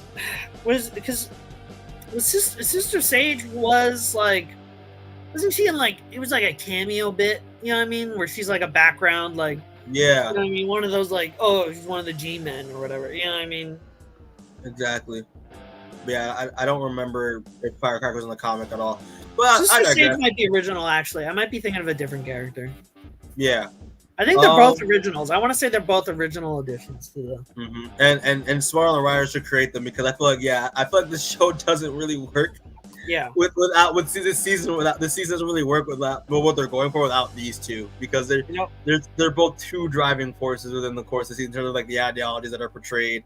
Like especially with Firecracker, like especially that when they go to what is it, TruthCon, which is like the conspiracy theory, like the far right conspiracy theory convention, and you see that guy that she's talking to about like the moment that guy was like, yeah, listen, like your podcast saved my life. I literally left my entire family because they didn't really believe about the whole thing with Starlight, but I told them to do their own research, and I was like, this shit is getting so meta, it's ridiculous, and also too real. Oh my god. But yeah, bro. And also what you mentioned earlier with her sleeping with a 15-year-old and that being justified and that being justified because she know that what she said. I also she said that same thing in the convention. That she said what she sells is purpose, to give people a reason for being, a reason for why that their lives, reason to justify why that their lives are shitty, and that they can go and they can fight against that. I love that was a catch with her character. I love that she knew that, and that she knew that she was selling it. You know what I mean? And that she knew the fact that, like, yeah, even though that she did sleep with a 15-year-old, and I could leak that shit right now, and then but I could tell people what they want to hear. A lot of people can tell people what they want to hear. They'll be on my side regardless, and I thought that was hard. And honestly, again, really fucking meta, because there are people that are on the right side of the spectrum that know that and exploit that to their constituents. So I thought it was really well done. Again, both these characters I thought were great. Yeah. And no complaints at all. I did think it was even more wild with Firecracker to have Homelander. I thought they were gonna do the typical thing with, oh yeah, she's gonna probably seduce Homelander. They're gonna sleep together, like the whole like what he did with with Storm, with Stormfront, right? Yeah. But nah, what she used to exploit Homelander, which I thought was wild, was, hey, yeah, like, let me take medication to get my chi-chis filled with milk so he can suck them. Dude, I thought like the milk spray bit was like the hardest I've laughed in a minute. It's just seeing Anthony Starr get sprayed with milk and seeing his facial reaction of like it was like I was like that's hilarious. But you're not pregnant. It's just like I thought that was crazy. But again, what we see towards the end, and like the medicine that she's using to get Homelander on her side is like fucking killing her. See, do you think that was the medicine, or do you think that's the virus? Okay, honestly, I thought it was probably the virus. I thought maybe somehow somebody put it in her medic. Maybe something. I think it's going to be revealed that butcher put some of the virus in her pills, or something like that. You know what I mean? Mm-hmm. Because I was like, this is seeming a little too, like, oh, all of a sudden she's sick. Like there's a big MacGuffin that involves people getting sick. True. Yeah, I don't know. That could be a really good. I was maybe thinking about that. I was like, that might be it. Yep. Also, so Firecracker, Sister Sage, love them both. They're obviously hate Sister Sage. No, hate Firecracker. Sister Sage, I mean, she's just having fun. She's just a girl having fun.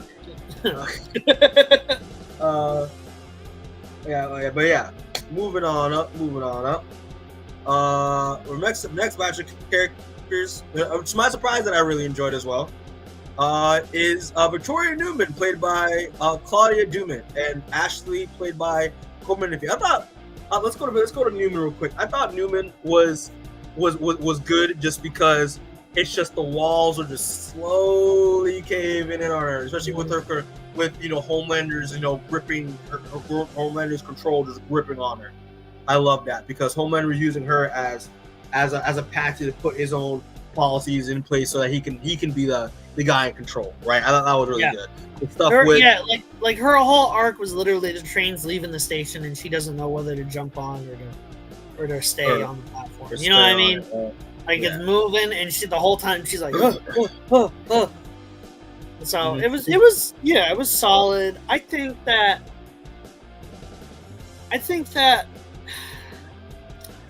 it was a solid arc, but I think that her death was like a little abrupt and a little like, you know what I mean? Like, yeah, I was a little like, all right, like that sucks that we're losing like a great character for an all right moment. You know what I mean? Because I wasn't like, holy shit, Butcher just killed her. I was like, yeah, sure, whatever. What shocked me? I was surprised. I was like, oh shit, okay. Because I knew as soon as Butcher was like, yes, I'm going to do it. I was like, all right, he's gonna fucking kill her, and then we're gonna, you know what I mean? And then we're gonna fucking lose Victoria Newman, and then everyone's gonna be like, whoa, because it's like, I don't know. I feel like it wasn't worth that moment. Wasn't worth losing her as a character. I feel like it would have been more interesting with her, and to have a full team of the boys, but Butcher the whole time's like, you know what I mean? Like I really want to kill this person right now, and you know what I mean? And just have like maybe like a bit of that episode be like him being like, I really want to fucking thumb your eyes out right now, but I'm holding back for a second. Exactly. Yeah. But yeah, it was very interesting with her character because, I mean, obviously that's why I kind of put them to Ashley and Newman together, because their arcs were kind of like the same. Where it was like, just the walls are closing in, and like you said, they don't want to like leave, they don't want to get on the train or leave it. And I thought it was really interesting. And like with Newman, especially because after seeing what the result of what she did to Zoe, with Compound V, and literally turning her daughter into a monster, I thought that was wild. The stuff revealing that with Samir, how the guy who she trusted to protect the virus was Samir, who is Zoe's father, was really cool as well. Even though Edgar coming back was like, you didn't really need to bring Edgar back here, but I did like the fact that she had some closure with Edgar throughout the course that episode. That was really interesting. But yeah, man, it sucks that she's gone, but I really did. I did enjoy her character arc in the show, and I love her dynamic, especially with Homelander. And when Homelander outed her as a soup, that was the funniest fucking thing I've ever seen. Where it's gonna be a great fucking show, guys, great fucking show. And she's like, but like, hey, guess what, guys? Newman's a superhero. Like, yeah, and then she's like, what? And he just quickly just like blasts her with heat vision, and she's like, what the fuck? And it was like, yeah, that scene was great. That scene was great. Oh man, that was one of my favorite scenes with her. My other favorite scene with her was when she was in the at the Tech Night Conservative Party, and she was like literally contemplating because she disagrees with so much shit that they believe in. Where we're like, she was convincing like, just blow her up her own head, and it was like, damn, like she just wanted to kill herself. I thought it was really hilarious. But then she ends up, because she's caught in a tightrope, she ends up talking about how she was gonna push their policies and stuff like that. That was like very interesting. Like she was going along with it, but towards the end she was like, no, I gotta get the fuck out of here. I have to leave with Zoe and just because I can't deal with the Homelander regime. I mean, that was really interesting. So yeah. I like Victoria Newman, and I'm really pissed that like she's kind of gone. I feel like they could have done a little bit more with her towards the end of the season, but towards next season. I mean, yeah. But it kind of leaves some more stuff open with Zoe towards the because Zoe ends up going into Red River and repeating the cycle with her mom's upbringing. So I'm kind of seeing how that's gonna go. Any thoughts on Ashley, my guy? What do you think of Ashley? I did like Ashley's arc. I think they made her more of like an actual character this season, which was interesting. Mm-hmm. I did like her like little pact with A-Train, and they just gave her a bunch of little character moments that makes her a little more fleshed out. Because I feel like for a character that has been there since season 1. Like at the beginning of the season, I was like, she really hasn't gotten much other than like, oh, she's also like a weird dominatrix lady, and that was about all the development she got. Yeah. And then this season, they kind of gave her a little more like, hey, I'm still dominatrix lady, but like, I still have some other stuff I'm dealing with. But now she's also like more regretful that she's CEO of Vought, and she's like a little more down to like fuck over Homelander because she just does not want to be there anymore. She doesn't like it at all, and especially when Homelander takes her like her ounce of power, I guess, away from her, when she pretty much says, "Oh yeah, you're not actually in charge now. I'm gonna demote you, but you're still gonna be the face of Vought because you gotta keep appearances." I thought that was really interesting. Yeah. So like, I think, again, one of those characters that's definitely going to have more to do next season. And is she's definitely going to be, like, more interesting next season, especially with her taking V at the end of this season. I got you. What do you think her powers are going to be? We're going to talk about that later. No fucking way you're going to make me wait. Yeah, I gotta make you wait, my guy. But also, I do want to say my favorite moment with her was when it was revealed. I love her dynamic with A-Train. I thought it was hilarious. We're like, yo, we gotta get the fuck out of here. Like, it's too much. Like, I love their dynamic with A-Train a lot. Yeah. And how they were in cahoots with each other. I do also want to acknowledge that my favorite scenes with her was the fact that, like, yeah, she recognized that, like, yeah, like, I fired my assistant because I realized that, like, I don't want my assistant to just be here anymore because it just sucks here. Like, I want to give my assistant a chance to escape even though I can't. I thought that was really touching moment with her character. Mm-hmm. But yeah, man, the other stuff besides that, I thought, like, the stuff with her Tech Night was gross. It grossed me the fuck out. I was like, it made me uncomfortable. I was like, yeah. When she rubbed her shit on you, I was like, ugh, like this. I was just like, this is gratuitous, man. Come on. Yeah, I can't. But other than that, loved her character, and we're gonna talk about her more a little later. But yeah, both these characters are great. I got nothing else to say on them. You got anything else to say on them? Or are you good? Nope, I'm good. Right. These other two arcs are on like the lower end of the spectrum in terms of like how much I thought they were a little bit weaker. But for me, Kimiko, played by Karen Fukuhara, who is a saint, and I love her, and Frenchie, played by Tamara Capone. I thought their arcs were like, they were kind of like pushed aside. Yeah, very meh. They got like the start of an arc at the beginning of the season, and then it kind of gets like pushed away near the second half. Yeah, I don't think I like martyr arcs where like a character's trying to make up for their sins in the wrong way, because it's just like so boring and it's so done already, and it's always frustrating. It's never satisfying. it's always like, dude, fucking knock it off. And that's how I felt this season. And it never makes me feel good about watching a character. You know what I mean? Like Frenchie the whole time being like, I feel bad about killing all those people. And you're just like, oh, yeah, dude, you fucking murdered 87 since that, okay? Like, and I was just, and then like they had that whole thing with Kimiko, like facing her past, which was interesting. And then that ends at like episode 4, and then going on from that, she's just like an accessory to Frenchie's story, where she's just there to be like, Frenchie, don't, you know what I mean? And I'm just like, I did. I thought the ideas were strong at first. Again, like Frenchie, you know, coming to terms with, you know, I forgot his name, the love interest in the beginning. Yeah, of like, the first what's his name? Yeah, I forget his name too.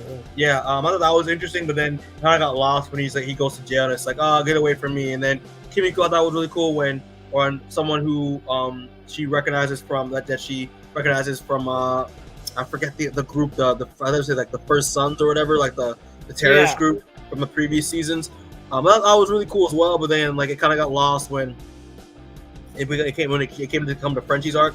I mean, the best part about both their arcs was then they realized, oh wait, yeah, like if we can't find anyone else, we can't really find anyone else to like love us. Like all we can do is just love each other. And I love the fact that they got together at the end. And I was like, yes, finally. I've been shipping kimchi since day one. I loved it a lot. So I don't know. Really it's just weird to say that like you feel like a sibling when I kiss you, and then to get with that person anyway is like still a little like, oh, that's a choice. That like, okay, man. I don't know how I feel about that, but I'm just happy. I was just happy to see it because I was I mean, like literally, like 2 seasons ago. Yeah, literally, like last season, she's like, when I kiss you, it's like kissing a brother. And then this season, they're like, let's kiss anyway. I was like, what the fuck are we doing?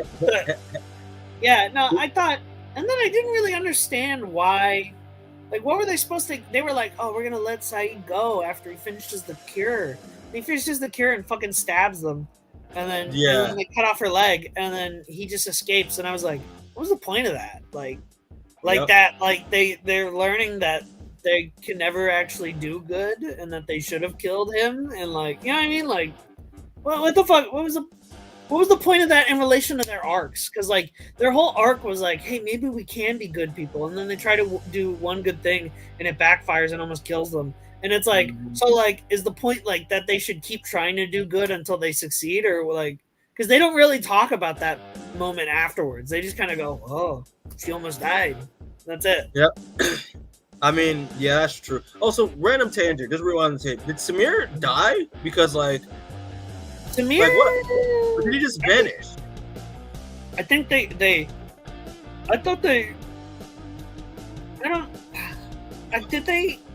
I want to say he died off screen. I want to say they just were like, yeah, he fucking died. You know what I mean?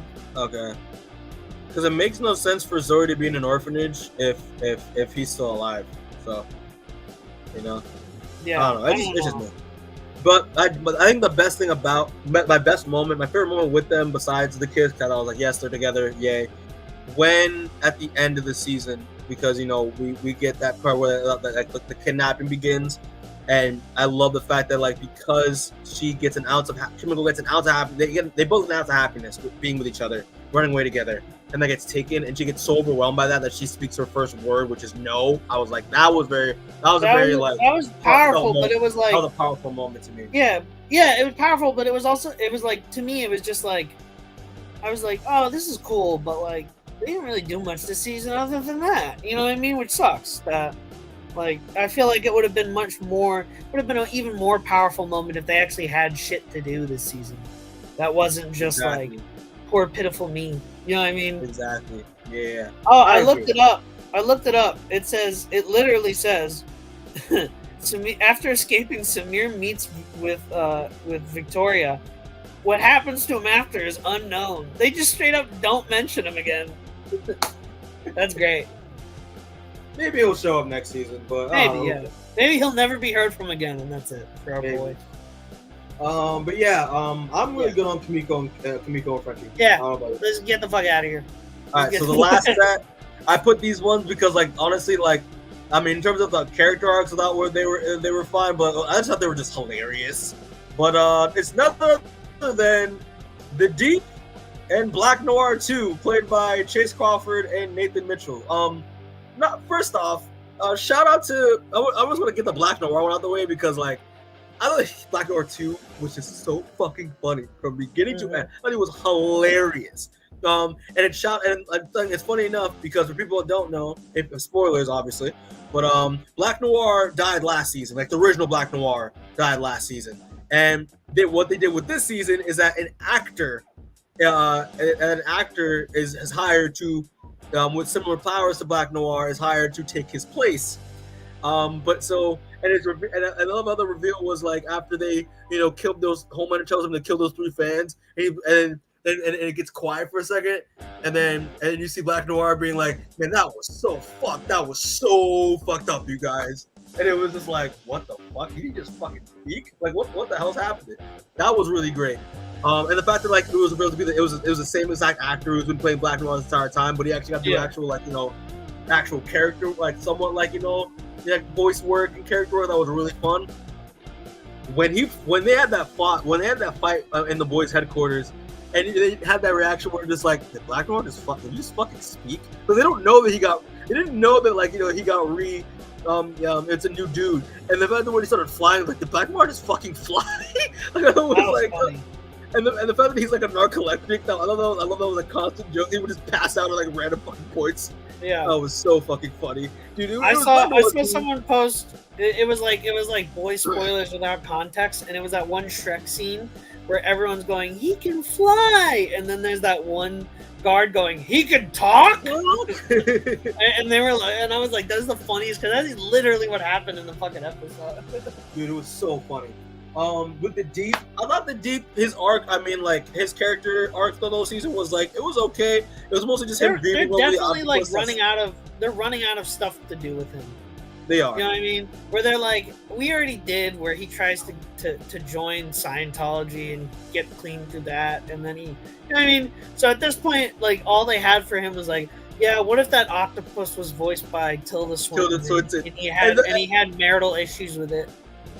Like, honestly, shout out to Eric Kripke to be like, yo, like, that octopus that like sucked his dick in Herogasm last season? I want it to be Tilda Swinton voicing it. Crazy.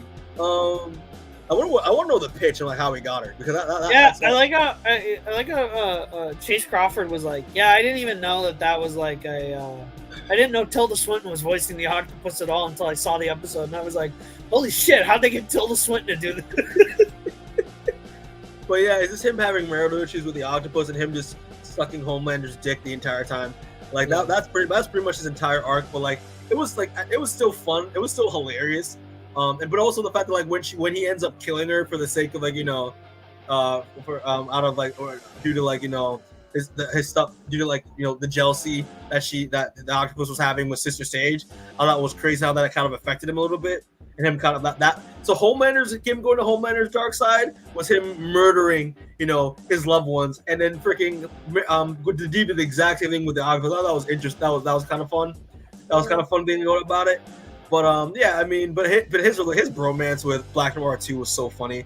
Now that involves Susan Sage, how you mentioned earlier, that was so funny. We're just like, wait, like, did you have to have a lobotomy in order to have sex with him?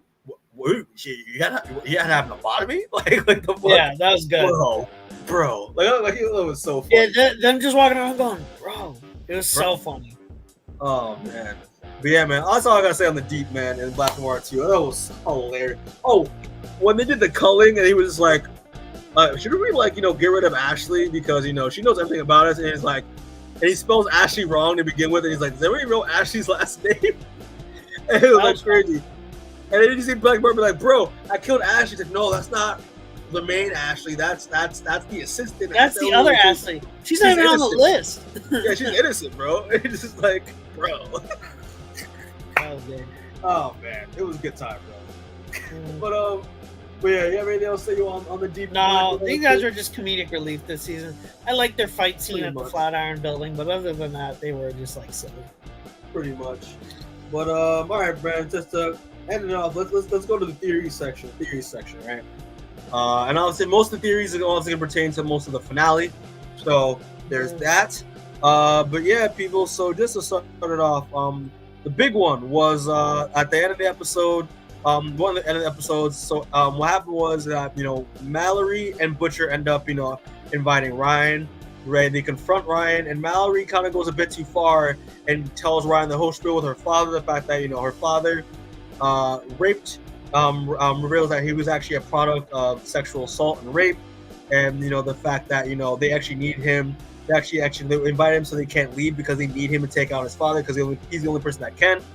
And obviously we have that moment where earlier before that where Ryan actually stepped up to Homelander and tells him he doesn't want to have anything. He wants nothing to do with Vought. He wants nothing to do with taking Homelander's footsteps. So I wanted to do the whole theory thing. What's Ryan's future? Because obviously due to Mallory making that huge mistake of putting too much on Ryan and obviously setting him off the edge, and Ryan ends up killing her. And obviously you have the Keller aspect of Homelander being like, "Yep, see, I told you so." Like we have to kill the bastard because blood is blood. What do you think the future of Ryan holds next season? Seamus, what are your thoughts on Ryan? I think if they're gonna go, if they want to do a more comic accurate route, I think that this is if they're gonna do something a little darker, a little more bleak. But I think Butcher, before the final fight happens, he should kill Ryan as a way to save Ryan from you know what I mean? In some twisted way, save Ryan from becoming Homelander. You know what I mean? Yeah. Because Ryan at the end of this kills Mallory, and then that's kind of the point of no return, and that he's going to become Homelander. And I think, depending on which route they go, if they are going to go the darker, Butcher's killing all the soups, he's going to kill Ryan first. And that's going to be his Butcher's point of no return, where Butcher's going to be like, all right, it's time to kill everyone now. You know what I mean? But if they're going to go something more in line with the TV show, which is what I think they're going to do, Ryan's probably going to have some hand in defeating Homelander after Butcher dies. Yeah. I was nodding at what you're saying, but I'm like, that's too easy of a route to take. If Ryan just gets, if Butcher just acts as Ryan like that, to see how. I think it would be like a shock. You know what I mean? From Butcher. It would be a shock. I killed Ryan in the final battle, and that's what sets Homelander off. And Butcher already has dealt with the fallout of killing Ryan, so that's why the Homelander's going to be emotional as hell, and Butcher's going to be locked the fuck in to be like, great, I have him. He's emotional as hell. He's going to slip up now. You know what I mean? I got you. Which I don't think they're going to do that, but I could see that happening. I think they're probably going to do more like what I said, where he's probably going to have some hand in killing Homelander after Butcher. Yep. For me though, I did think that after, because we saw Ryan obviously kill somebody else earlier. His first kill was that stuntman after they tried to fake a save, stage a save. But I think Ryan is because when he killed Mallory, obviously, and he cared about Mallory, you know what I mean? But because he was pushed to the edge, obviously he did it without even thinking, and I think he just walked out because he was just in shock. But I think he is going to be the penultimate, way of reason why Butcher is going to be one of the reasons why Butcher gets to kill Homelander in the first place, because Ryan is one of the only people strong enough to kill Homelander, right? Potentially strong enough. But I don't think that, but will Butcher will Ryan be left standing after Butcher and or Homelander dies? I have no idea. I couldn't tell you. I could see Ryan basically becoming the first real superhero in the boys universe. You know what I mean? Where everyone, all the soups die in the finale, and Starlight and Hughie retire to just live normal lives, and Ryan becomes the first hey, I'm an actual superhero. You know what I mean? That'd be really cool. And Ryan basically becomes the Superman of the boys universe. The actual a real Superman of the boys universe. Exactly. But he's killed people. Superman doesn't kill. Superman has killed people. Superman has fucking. You know how many times Superman has just fucking slaughtered Mongol? Yeah. He's been fuck this dude in his war world. Remember when he Well, killed yeah. Doomsday? Remember that? Yeah, that's true. He's killed Doomsday multiple times. But yeah, that's all we're gonna say on Ryan. Like I he's gonna be the main cause for the death of Homelander. But will he survive, bro? Will he survive after that? I don't know. But I like your idea. Like he's the first real hero of the boys universe. I mean, I like that idea. But yeah, all right. So next one, small theory is obviously because Ashley, once the meeting takes place and Butcher does the call, Homelander does the call and tells everyone who knows everything about all the dirt about them. It gets Gatsby taken out from Vought, so Ashley's on that list. And Ashley, out of self-reliance and to save herself, she decides to inject herself with Compound V. And obviously, she's an adult, and we know if you take Compound V as an adult, it fucks you up. And we see, honestly, when she fell down and was in pain and her wig fell off, I honestly forgot she was bald. It had me laughing a little bit. I was like, I forgot she's still bald. Yep. She didn't take that Rogaine and regain all her hair back. I thought that was hilarious. But yeah, bro. Any theories on what's gonna become of Ashley next season? Honestly, I would laugh my ass off if she just turned into the fucking leader. I would die. I would die. Bro. I have two theories. I think either she's gonna get cool Medusa hair powers. Okay, that'd be really cool. Or she's gonna be an adaptation of Jack from Jupiter. Oh, where she's gonna be like Martian Manhunter. Yeah, but ugly. Yeah, well, she's gonna look like an alien, and she's gonna basically be able to be like, you know what I mean? Because I think because they've said that whenever anyone takes V as an adult, the powers they get are kind of related to their desire at the time. You know what I mean? And I think her desire currently is that in her psyche, she views herself as some kind of twisted alien at this point. You know what I mean?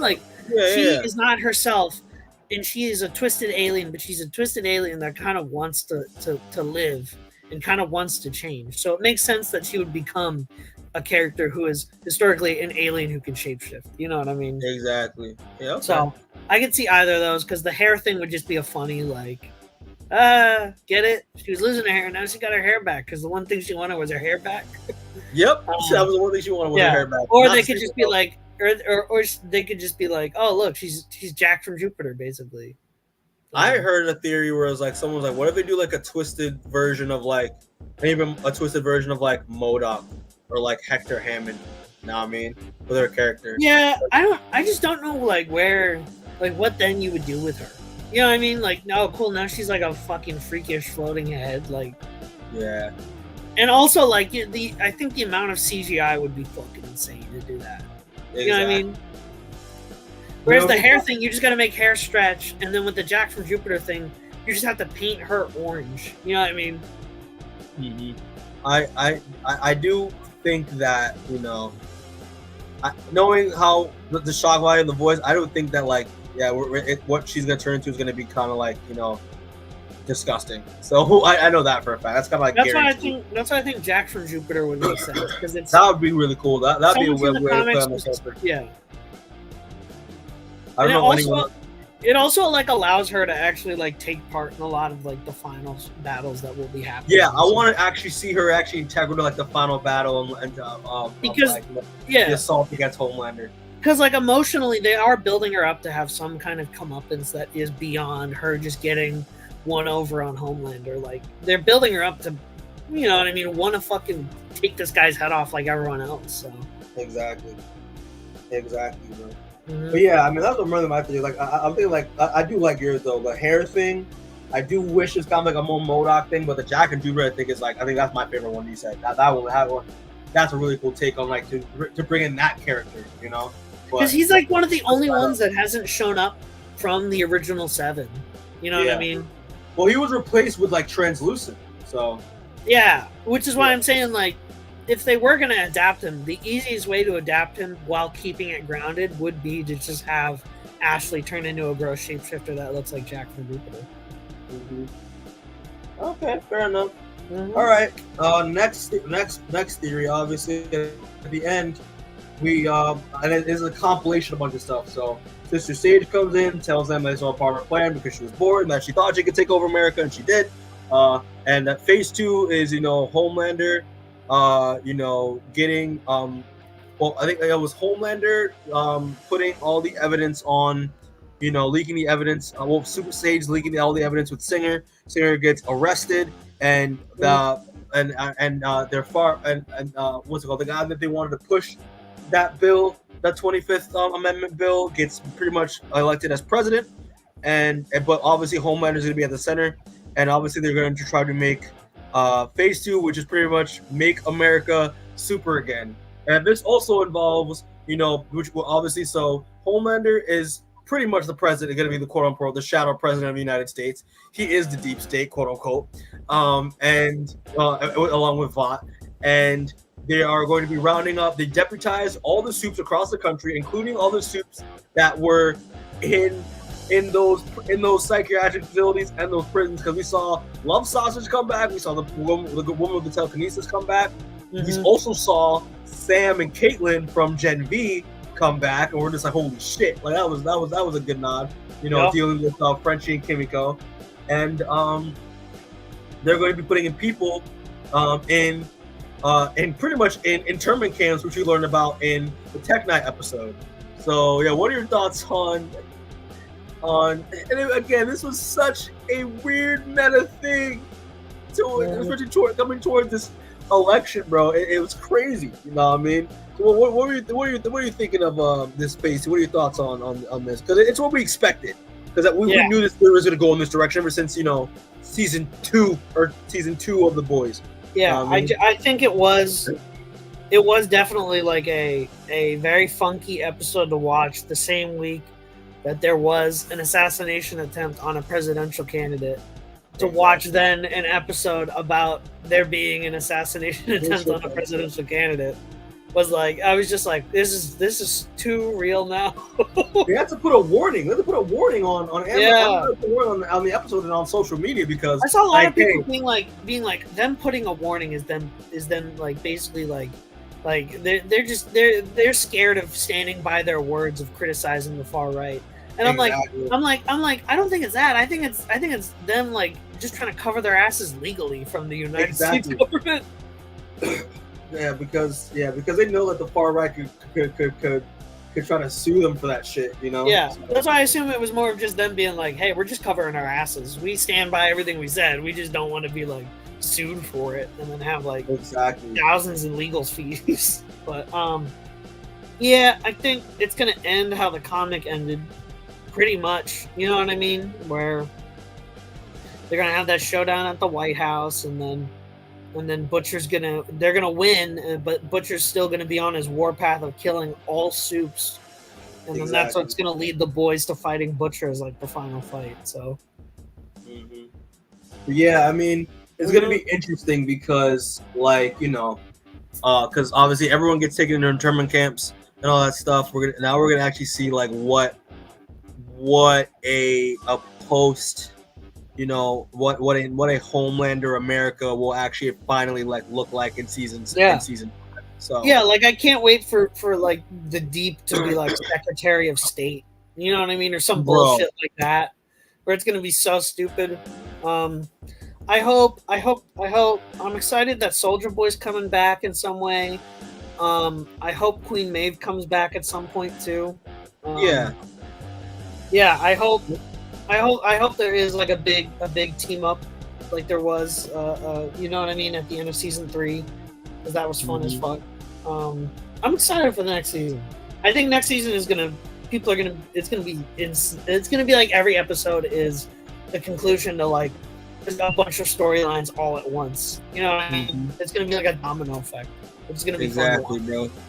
Well, I'll just move on to the next one, because you already mentioned Soldier Boy. But yeah, Homelander fighting Soldier Boy. That was the post-credit scene. My thing is, though, do you think, because after we saw how Homelander, left with, how Soldier Boy left with Homelander, trying to kill him, how do you think that, like, Homelander is going to, because obviously, like, he finds him and we see the emotion in his eyes. He doesn't want to kill him because that's his father. No, I mean, that's father he's always wanted. right? Mhm. But like, do you think that Soldier Boy is going to side with Homeland is going to try to convince Soldier Boy to side with him, or Soldier Boy's going to be like, yeah, fuck you, like get the fuck out of here? What do you think? I think what's going to happen is Homelander's going to run the entire United States. He's going to depose the president at some point, and then Homelander's going to be the president. And then that's when he's going to wake Soldier Boy up, and he's going to be like, look, I did it. Look, Dad, look what I accomplished. Yeah, and Soldier Boy's still going to be like, you're still a pussy. You know what I mean? Like, you're still a bitch. And I think that's what's going to happen, is that they're going to lead you to think that Homelander's going to do a bunch of stuff that ensures that Soldier Boy's going to be like siding with Homelander, but I don't think he's ever going to side with Homelander, because he's never going to see Homelander as his actual son. You know what I mean? Because that's all the end of season 3 was literally Soldier Boy saying, basically, no matter what, you are a disappointment, and no matter what you do, you are not my son. You know what I mean? Mm-hmm. So they're going to lead you to think that, like, oh, Soldier Boy's going to join him, but then I guarantee he's going to wake him up, and Soldier Boy's immediately going to be like, I don't give a fuck if you're the president. That doesn't mean that doesn't make you not a pussy anymore. It's like that scene. It's like that appearance he had in Gen B, where he's just like, he wakes him up and he's like, haha, go fuck your face. Yeah, exactly. Where he's just like, you're just like, oh, great. Yeah, I mean, I was thinking the exact same thing. I was like, yeah, like he's gonna just wake him up when he's like, yeah, look at what I've accomplished, Dad, and he's like, yeah, fuck you, dude. Like, you're such a bitch. You could have done it the right way, but you didn't. You're such a waste. Yeah, exactly. He's gonna be like, you didn't win any election. You didn't fucking do anything. You did it like a bitch, like a pussy behind the scenes who cowered behind a bunch of other people until it was his turn. And now you're sitting here acting like you did it all. It was like there were hundreds of people helping you do this fucking scam. You know what I mean? And Homelander's gonna freak the fuck out because Soldier Boy's gonna be like, yeah, fuck you, dude. Oh man, so yeah, that's definitely going to be my theory as well. It's just, he's going to be a quintessential part of it. Yeah, obviously we know that he can weaken Homelander. So yeah. with his abilities. So yeah. Also, do wish Queen Maeve would come back, but again, it looks like Queen Maeve doesn't have any powers. So, from last time we saw her, so she got depowered after she, stopped Soldier Boy from blowing up. So there's that. But yeah, man, Soldier Boy's back. It'll be back in play. I can't wait to see it. Again, I always find it so funny seeing that clip in Gen V when he's like, "Man, I taught Kay how to jerk off." I was like, hilarious. It's so unhinged. It's great. He has the best lines. It's so fucking funny. All right, so the last theory is obviously, Butcher. We get to obviously what you said before, Seamus. He embraces his dark side with the Kessler personality, and we see what actually is wrong with him, when what actually happened, how he actually was able to rip Ezekiel apart like that with his super cancer, and I'm not gonna lie, bro, that shit. I understand why Hughie and why Jack, Quaid, and Lonzo like, yeah, that was fucked, because that was the most disgusting I've ever seen, dude. That was nasty. I was like, oh my lord. But yeah, man, and then Butcher ends up, taking the virus away from the boys, and he's gonna use it to get rid of all the soups once and for all. So yeah, man, Butcher's endgame. That's pretty much the last theory, and it's crazy because obviously we learned that, like, with this virus, it's been upgraded to such a level where it may not be able to. I think they said it may not be able to kill Homelander, but it will kill literally every superhero on existence due to the infection rate of the virus. It will cause a global pandemic, which again is like super fucking meta. Like it's obviously right, yeah. But obviously there's going to be Butcher's going to take the fight to the soups and try to kill as many soups, every soup on the planet. And obviously he has a leg up with his new powers, because it's crazy to think that, like, if that Newman took a full on blast from Homelander's heat vision and didn't get hurt, but also the fact that, like, Butcher had these massive super cancer tentacles and was able to rip her in half. Which proves Butcher has a leg up, in terms of taking up soups now. He has an actual edge. But yeah, what are your thoughts on this, man? What are your thoughts on what Butcher's direction is in next season? Like I said, he's going full scorched earth. It's over. It's done. It doesn't matter if Starlight and Kimiko have to die. He doesn't care. He's like, those are going to be sacrifices for the war. You know what I mean? The needs of the many outweigh the needs of the few. Yep. You know what I mean? And that's what's going to lead to the final fight, where they're like, they're going to try to stop him from using the virus, because I think the virus is going to be something that, you know what I mean? I'm not sure if the virus will actually get released or not, or if it's going to be like, you know what I mean, the thing they're going to be fighting over in the final fight against Butcher. Mm-hmm. Yeah, I think so too. It's obviously gonna be like the last stand. Do you think that, you know, hey, even though, yeah, the Kessler personality is the more is dark. He's embraced his darker side. The Kessler side is the more dominant side right now. But that piece of Becca is still in there though. Like, you know, it's still deep down there. But that's gonna come out towards the end of the last season. You know, the next season. So we'll see. We'll see. Yeah, man. good. Yeah. I'm looking forward to seeing how this goes. Because obviously everyone's gonna be going against Butcher now, and he didn't get kidnapped. So there is that, and then yeah, man, it's gonna be crazy. That all out assault on the White House, man.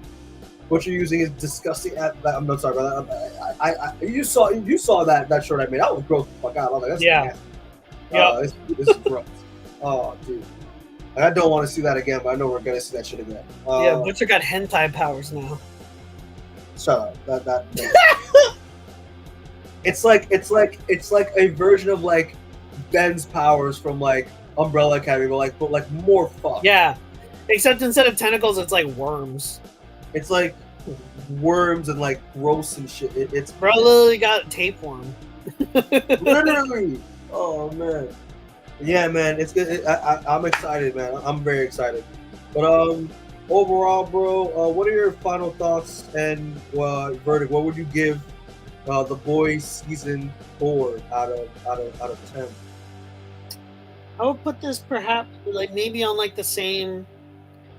I would say it is either on par with season 2 or on par with season 1, or maybe slightly below season 1 in terms of my ranking. Because I think for me it goes 3, 2, and then I'm gonna say 1/4. I think it's on par.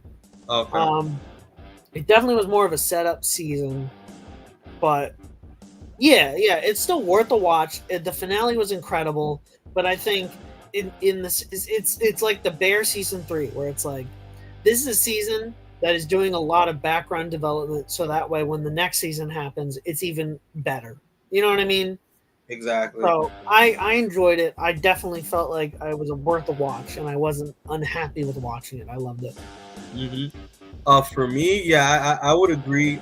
This is, as I said, it's even though this is this is the weakest season I think so far, but it's slightly weak. That's not saying that it isn't like a 10, isn't like a fresh tomato. Now, I mean, it's definitely a high fresh tomato, but just because of the fact that it is a setup season, the fact that, you know, a lot of the plot points, it's like things like a lot of plot points that are happening are, you know, meant to set up like the penultimate ending of the show. I did think that because of the meta context, especially the timing of it, that's what made it so entertaining for me. The character developments I thought were really good, at least especially some of the new characters that were introduced, like Sister Sage, Firecracker, were really good.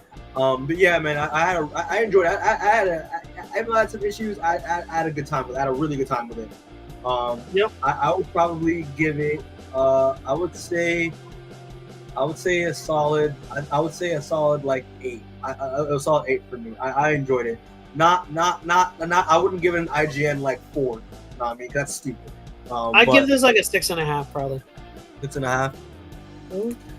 That makes sense, man. I get it. I mean, it was just too entertaining for me. I really enjoyed it. I really enjoyed it. I really was having a lot of fun. So yeah, man. But also, what I also was expecting, I was expecting a Gen V like crossover, or like, and obviously there was a cameo with, you know, Caitlin and Sam. They were in, they were in a couple episodes. Yeah, but I wanted to see, like, you know, where I thought there would be I was expecting a moment where Butcher would have found, you know, Marie Moreau and, you know, and Cricket and, you know, and Jordan Lee. Know what I mean? But obviously they're going to be saving that for Gen V season 2, because my theory with Gen V season 2, because that's supposed to come out next year. Like it's supposed to come out before Boys season 5, right? Yeah. Now I feel like with Gen V is going to be the more setup to like, it's going to be the setup to where we're going to be seeing what is them going to be waking up and seeing, you know, what how is going to be like, you know, the new the characters where they left off, and also seeing what, you know, Godot, what God is going to look like in a post Homelander America. I think that's going to be really interesting to see. Know what I mean? So yeah, bro, that's going to be really cool. And yeah, at least we have that to look forward to, instead of, you know, because like 2020, we're not gonna get Boys season 5 of 2026, so that's a long wait. But at least we have Gen V season 2 to look forward to. You know, I think it's gonna be great. But yeah, man, that's pretty much it. It's pretty much yeah. It's a little bit lower this season, but you know, thumbs up. I think it's a thumbs up for me. I think people have to watch this, especially like, you know, in terms of like the meta factor of it all. You know what I mean? But yeah, people, that's pretty much it. So I'll just do the outro real quick. Thanks for everyone who are watching this. Who will watch. We appreciate it.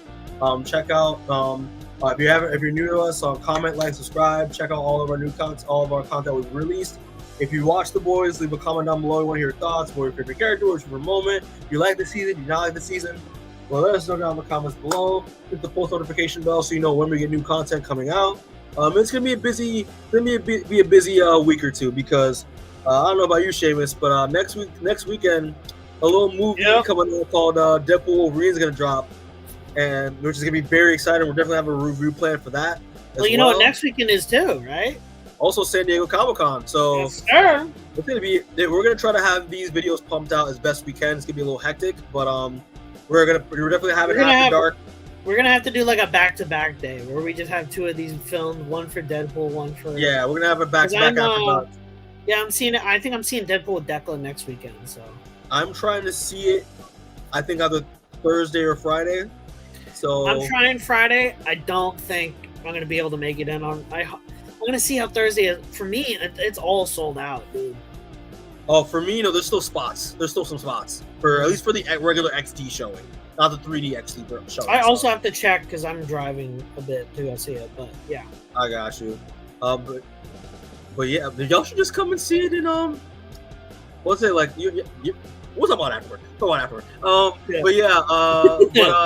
But yeah, also San Diego Comic-Con. So we're probably gonna do a back-to-back after dark, just to handle that. Also because I was at BlurCon over the weekend, I ran into some of my homie creators. We may have some interviews in the works, because me and Rebecca were talking. We want to try to do more interviews. So we'll be on the lookout for that. But yeah, check out. We got stuff cooking, guys. We got stuff cooking. We took a break, so we're gonna try to put out many. It's kind of convenient. We're gonna have DC to talk about and stuff like that. As you know, it's gonna be a good time. But yeah, people, as always, get home safe. Look out for new content. We love y'all, appreciate y'all, because we know we're growing slowly. So we really appreciate the support. And as always, we're gonna catch y'all next time. All right, peace. Peace. Bye.